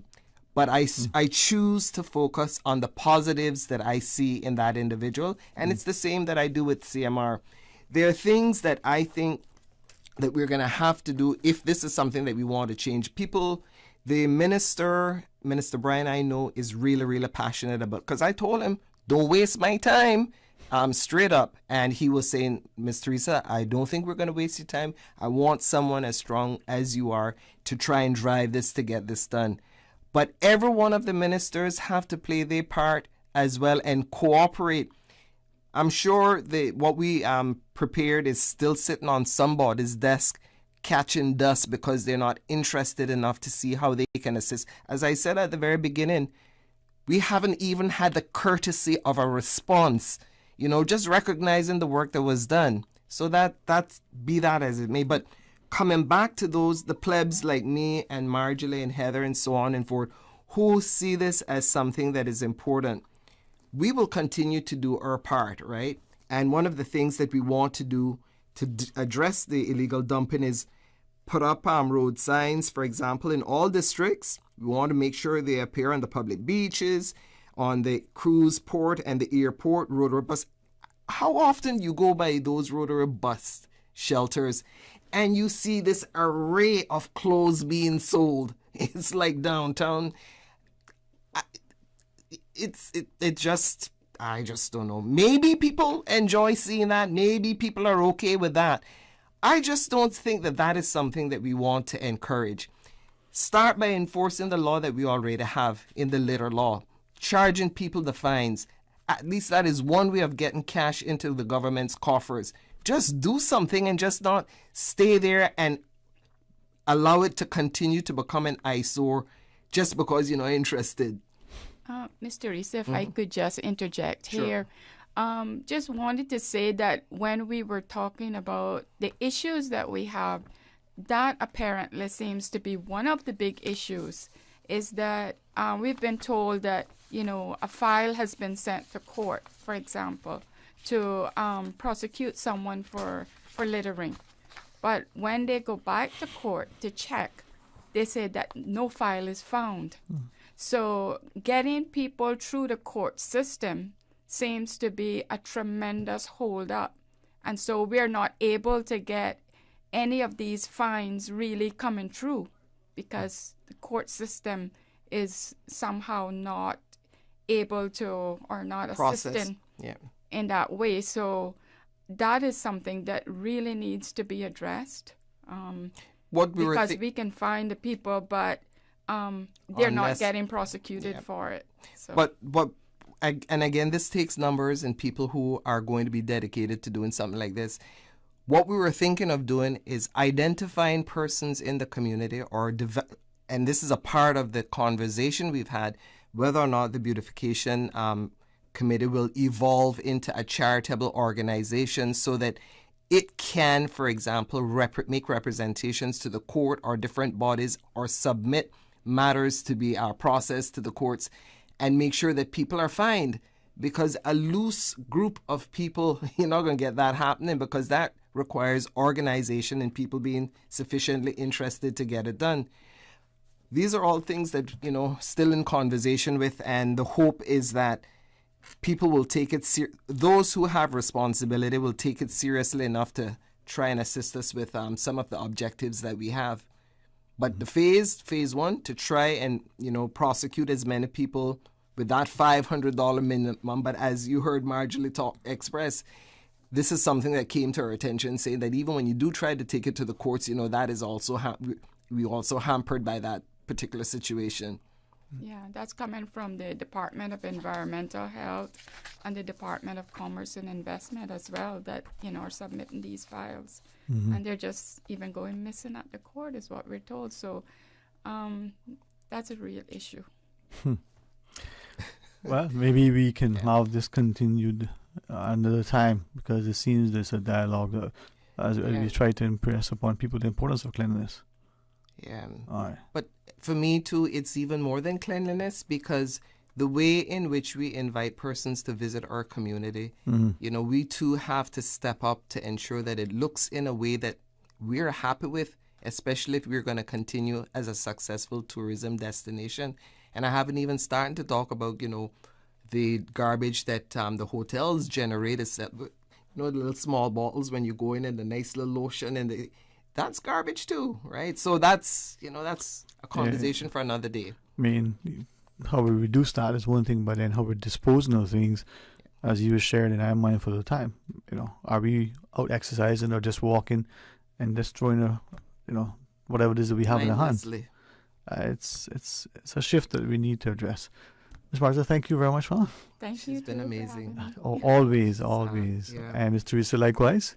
Amazing. And maybe we can have, whether Ms. Heather is able to join us another time, but keep the dialogue going and get people to appreciate the importance of it, the safety of it, the public health component. I think when we have sufficient people organized and focused about ensuring that we get the enforcement arm done, even if we don't get the support, once this body is there's a an agreement about what this board is going to look like, once that decision is made, you can see a lot of steps taken after that. Right. But where we are right now, like I said, we still haven't even heard from the other ministers, even though they are aware of it.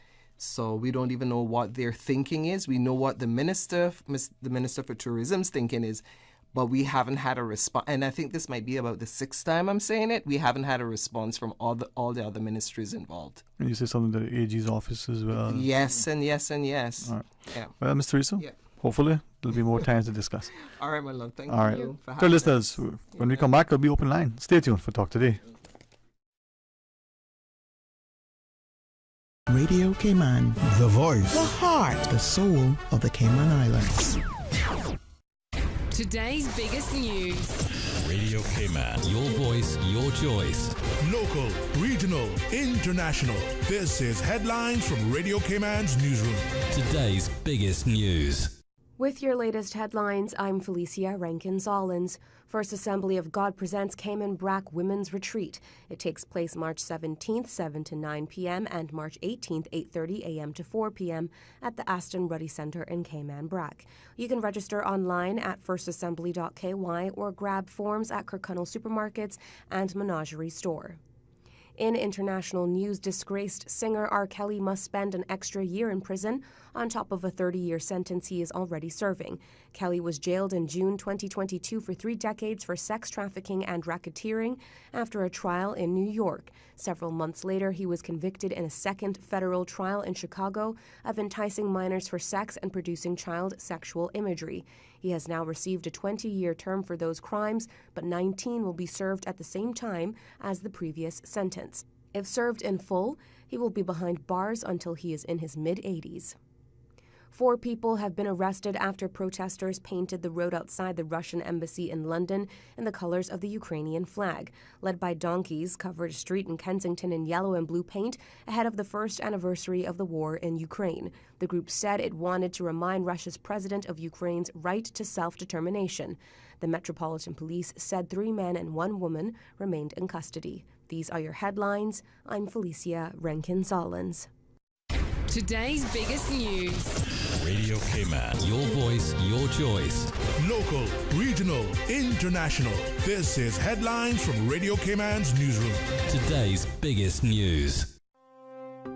Between the traffic, the meetings, kids' activities, there just isn't enough time. Best Health Pharmacy was a game changer. Not only are they centrally located on Eastern Avenue, but they deliver prescriptions for free anywhere in Georgetown and West Bay. I could not believe it. When my prescription ran out, they ran it back to me. Best Health Pharmacy, located at Crown Square Plaza on Eastern Avenue, across from Edie's Decor, offering free prescription delivery anywhere in Georgetown and West Bay. Call 949-1301 or WhatsApp your prescription to 924-5358. Best Health Pharmacy. Your health, your convenience is their priority. Talk today. But I do have some questions. Talk today. Cayman Islands' foremost listeners' participation program. Talk today. Because there are more questions than answers. What the public is saying. Waiting to take your calls right now. Sterling Dwayne Ebanks.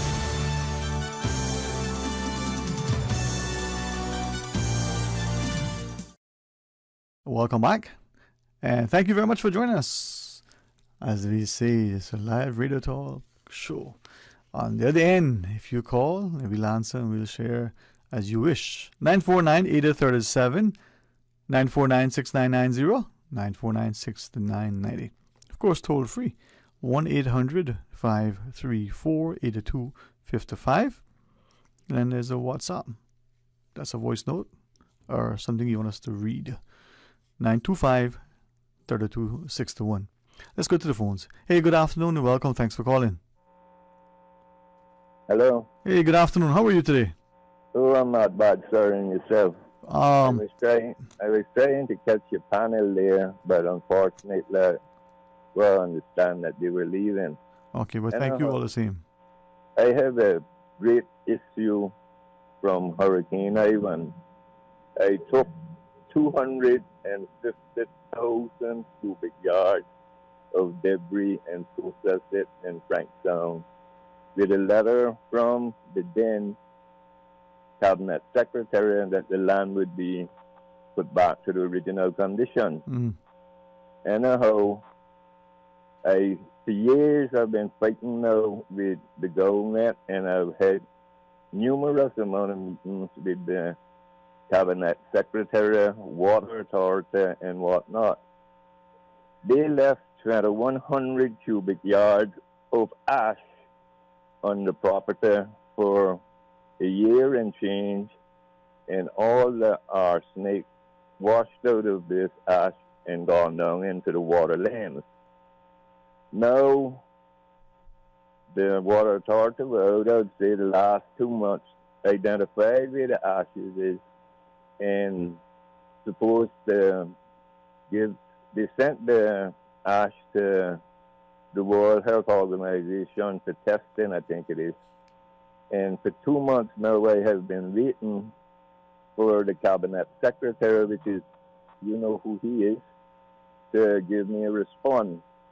The cabinet secretary, when I showed him the documents that I have, that he asked me, please do not put this before the court. Now, 19 years and change is a long time. And I even had representatives from United Nations come and sit on my porch. And at the end of the day, they say, if you have any issue, do not be hesitant to contact us.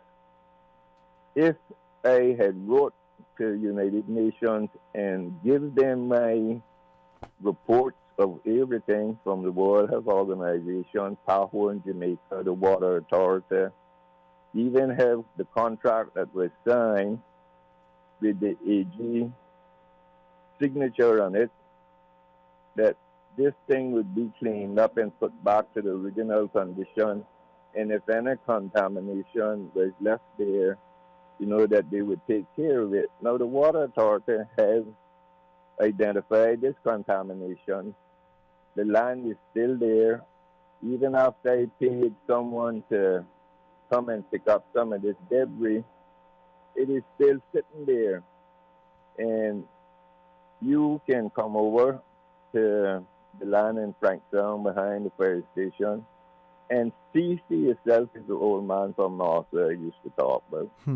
See it for yourself and then draw your conclusion.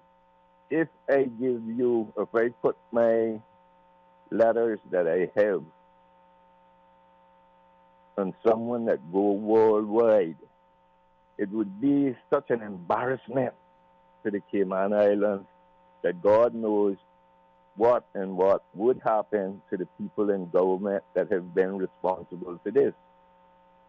Now, I was trying to catch your panel there, but I know Teresa personally, and I would invite her to come over to look at the property and to see if she can get a response from the Water Authority of the last report that they done, that they dug this ash out, because the ash is buried, and it had gone down into the water lanes, and I would not like to make the public panic, but it is very close to Clifton Hunter High School. So, but I have all of my reports, I have all the files, I have all the meetings with the cabinet secretary, I have the report where we met with the, can't remember his name right off now, but he was like a mediator to try to come to some agreement and some settlement. This had cost me, I won't say hundreds of thousands, but it had cost me tens of thousands of dollars to trying to get my land cleared or clean up and whatnot, because I even had to dig fill and sprayed it to try to stop this contamination from spreading. Now, I'm real sorry that I didn't catch Teresa and whoever it was from government there, but I will invite them to come over in Frankstown and look and draw their own opinion, get the report from Water Authority, the last test that they done, and take it from there. You can hear I'm very upset. As I'm listening to you, that's very evident, and hopefully something that can be resolved. Because as you're sharing, perhaps this isn't just something, not only the 2 decades that you've been concerned with it, but could potentially affect, future generations. But I spoke to the acting governor, the deputy governor, Mr. Franz Manderson. I have gone through so much channels now that it's unbelievable. And the last thing for me to do is to take this, give all these reports to Sandra Catron and let her put it and let it go worldwide. Yeah. But that is the road I'm about to take. Because it would be such a shame and a disgrace on the Cayman Islands, knowing that the United Nations gave them $10 million for this cleanup and are the one that bear the brunt of everything. And they won't even do what the most people talk about, kissing your ear to clear your brain.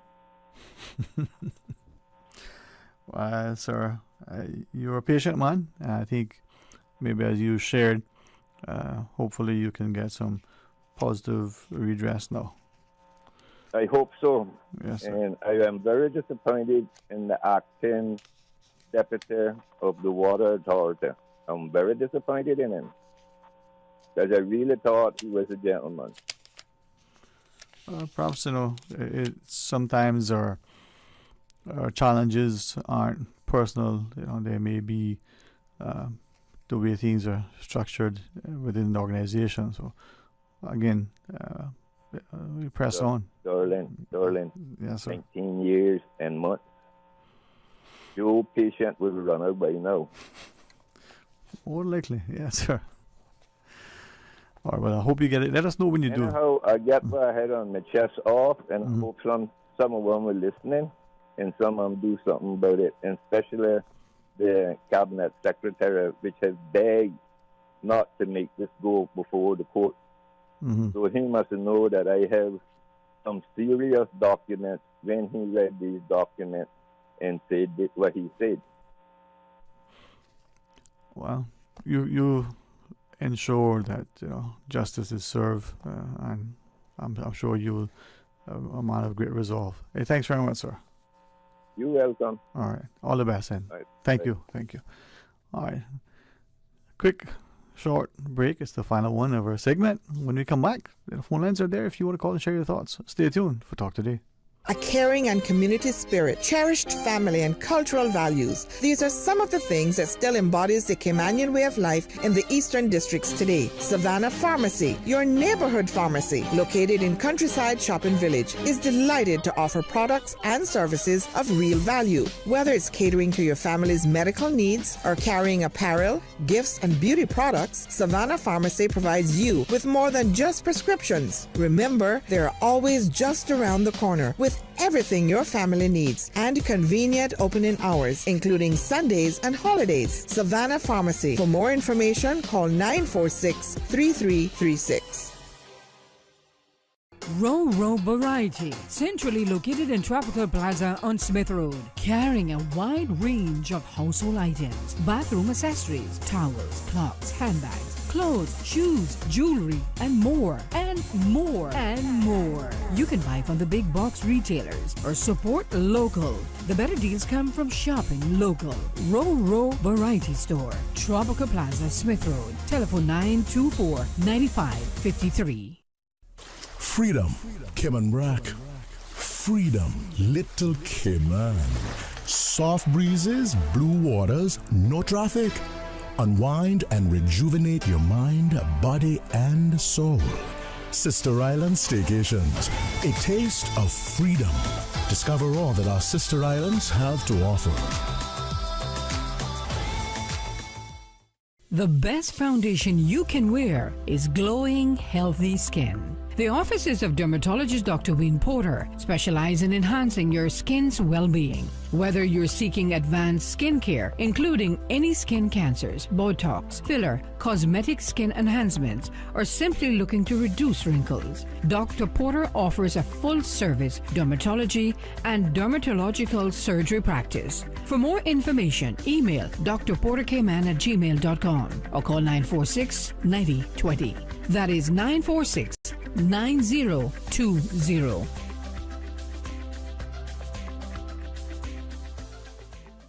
Talk today. But I do have some questions. Talk today. Cayman Islands' foremost listeners participation program. Talk today. Because there are more questions than answers. What the public is saying. Waiting to take your calls right now. Sterling Dwayne Ebanks.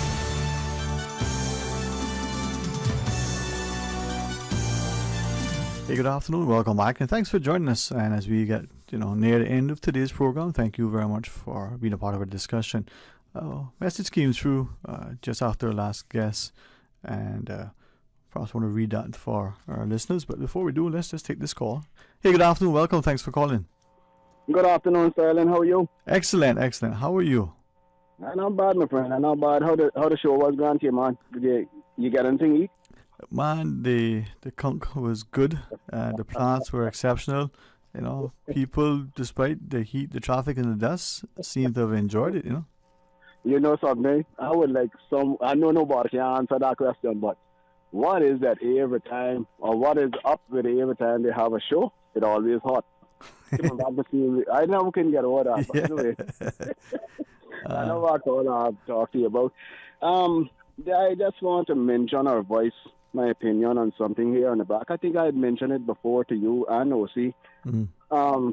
The situation there on the bluff road with the side shoulders of that bluff. It's a dangerous situation here, Sterling. And I hope that someone within government, whether a member of parliament or someone regarding roads authority, or it doesn't matter who. Mm-hmm. But I hope someone here and try to listen to what I'm saying. The side of that road, Sterling, is such a dangerous situation for people that are not familiar with that road up on that bluff. If you take your eye off the road and go to the side, it's a little chance that you're going to survive, or if you survive, you're going to get seriously hurt, because it drops off on some of them. A lot of the area are so deep.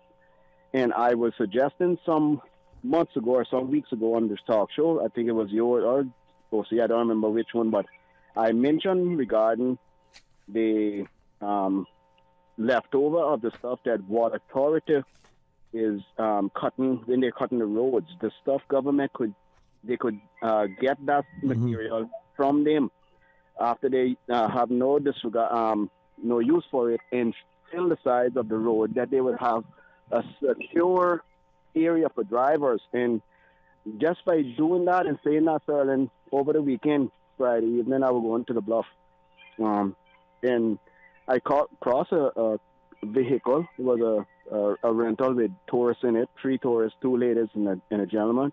And it so happened that the sun at the time of evening was in the gentleman's eye. And as I crossed him, I saw him when he had his hand over his face trying to block the ray from the sun. And the same time he did that, I heard an explosion. And when I looked, I knew right away. Let me rephrase that. I didn't know right away. I thought he had a blowout tire.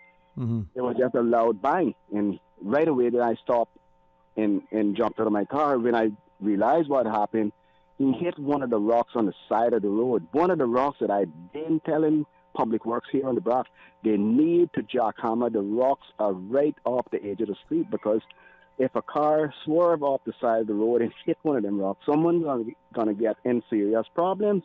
And one of those rocks is the same rock that this gentleman hit that evening with his car. 2 of the ladies in the car was hurt. He didn't have no injuries or nothing, but one of the ladies, she had very serious chest injury, chest pains, and I assisted her with the help. When I called 911, I assisted her till the ambulance and the police got there. Being former firefighter. I was trained with EMT, so I know the such circumstance of what to do in a case of such. So I assisted her till they arrived.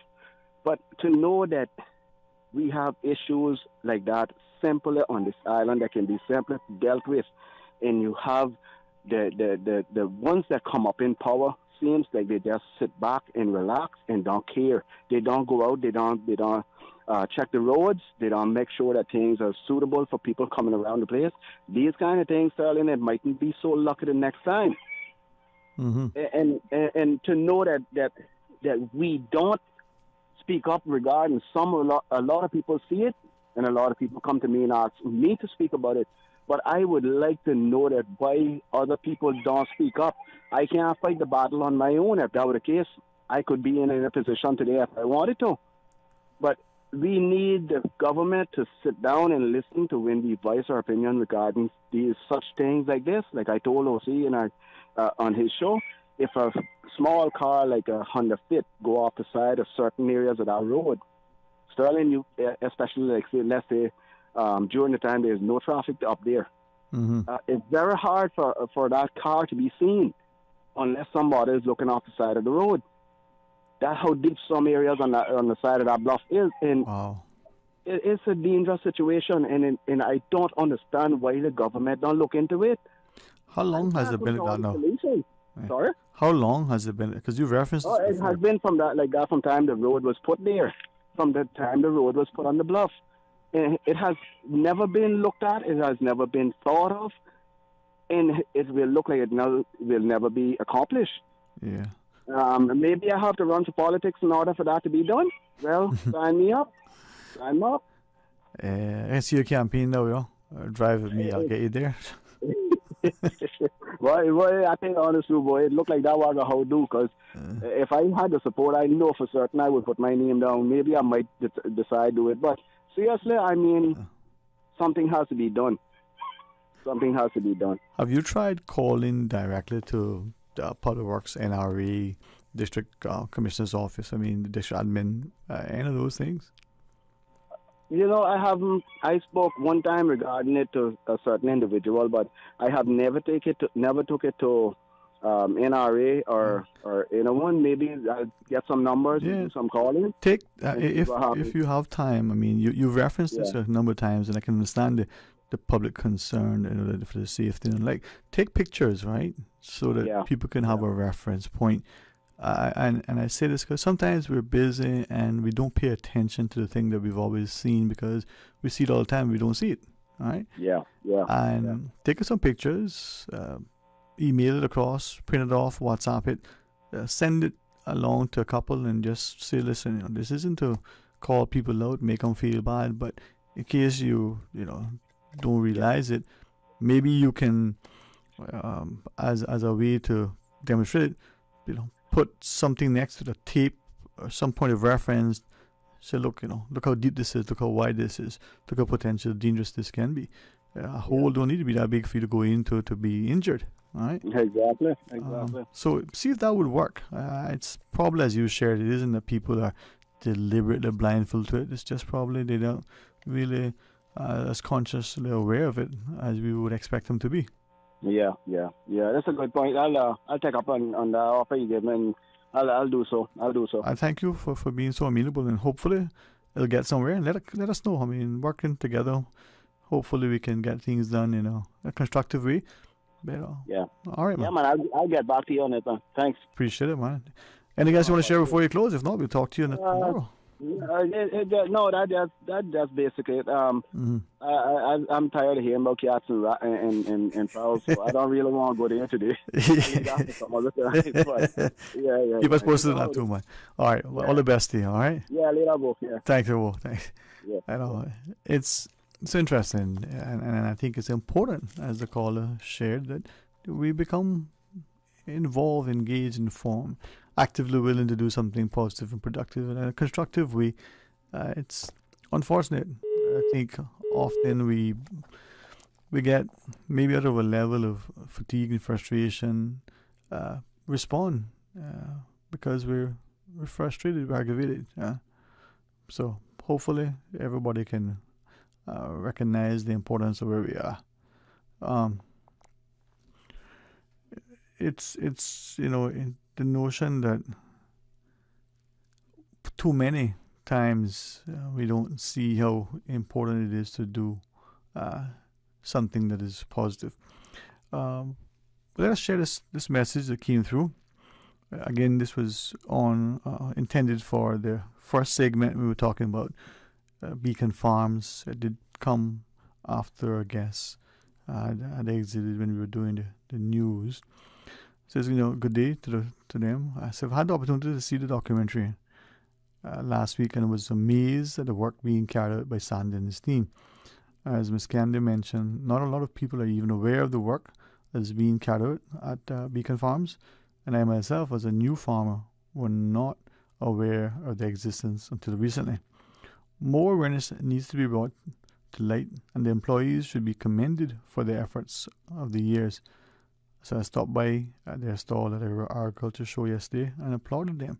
And thanks to this listener for commending them, for recognizing it, perhaps for more of us to join alongside, holding each other accountable, be willing to be responsible, willing to partner, to recognize that for many, recovery isn't just something that they do every now and again. It's a daily walk, perhaps. Maybe not in the best position to speak to it necessarily, but we're all impacted in a very direct way in many instances, through our family and friends, through our own actions and efforts, our acts and omissions, through our co-workers and neighbors. So let's be mindful and as much as possible, loving and kind to one another. There's a lot on our plates, and many challenges lie ahead to those who continue to serve in our communities, giving tirelessly of their efforts, the way that we volunteer. I think hopefully can inspire and encourage others to do likewise. We don't all have to give equally. Some of us have a lot and we give a little. Some of us have a little and we give so much. Some of us have a lot and give a lot, and some of us have a little and don't give at all. So it's just perhaps a calling to those individuals who volunteer as part of the beautification committees and go out in the communities to clean up, whether it's a weekly endeavor or every fortnight, whether it's something that your company does as part of Earth Day or some other activity organized by the employees. Well, ask ourselves if we can responsibly dispose of our refuse, take our garbage, whether it's in the back of our trucks that we carry somewhere and it's properly secured, whether we're a commercial entity as a farmer or contractor or gardener, and we secure that stuff so that we get it from where we are to where we're going, without it blowing off the back of our trucks. When we clean up, that we don't take it and use our blowers and blow it into people's adjoining properties or across the street, or we take it and we dump it on vacant properties. Things are littering. It's not only is it unsightly, it's probably unsafe for our health. The rats and the roaches that they may harbor. But what about when we're walking along? Are we mindful that candy wrapper, that aluminum can, that glass or plastic bottle, or other thing that we have in our hands? Well, not that we have to look at it in a way to be malicious. We just need to be personally responsible. All right, enjoy your rest of the afternoon. Have a wonderful time with Mr. Art in the morning as part of the For the Record, and be informed and enlightened as he brings added edification to the dialogue. And then join us again for Talk Today after the midday news. Until then, be blessed. Talk Today is brought to you by Subway, open 24 hours in Countryside, Anderson Square in Georgetown, and Centennial Towers in West Bay. And by the Ministry of District Administration, Tourism and Transport. Explore your history, explore your land, explore your sister islands. MedLab in Smith Road Plaza, your complete medical laboratory solution. Call 949-7331. And Savannah Pharmacy in Countryside Shopping Village, convenient opening hours including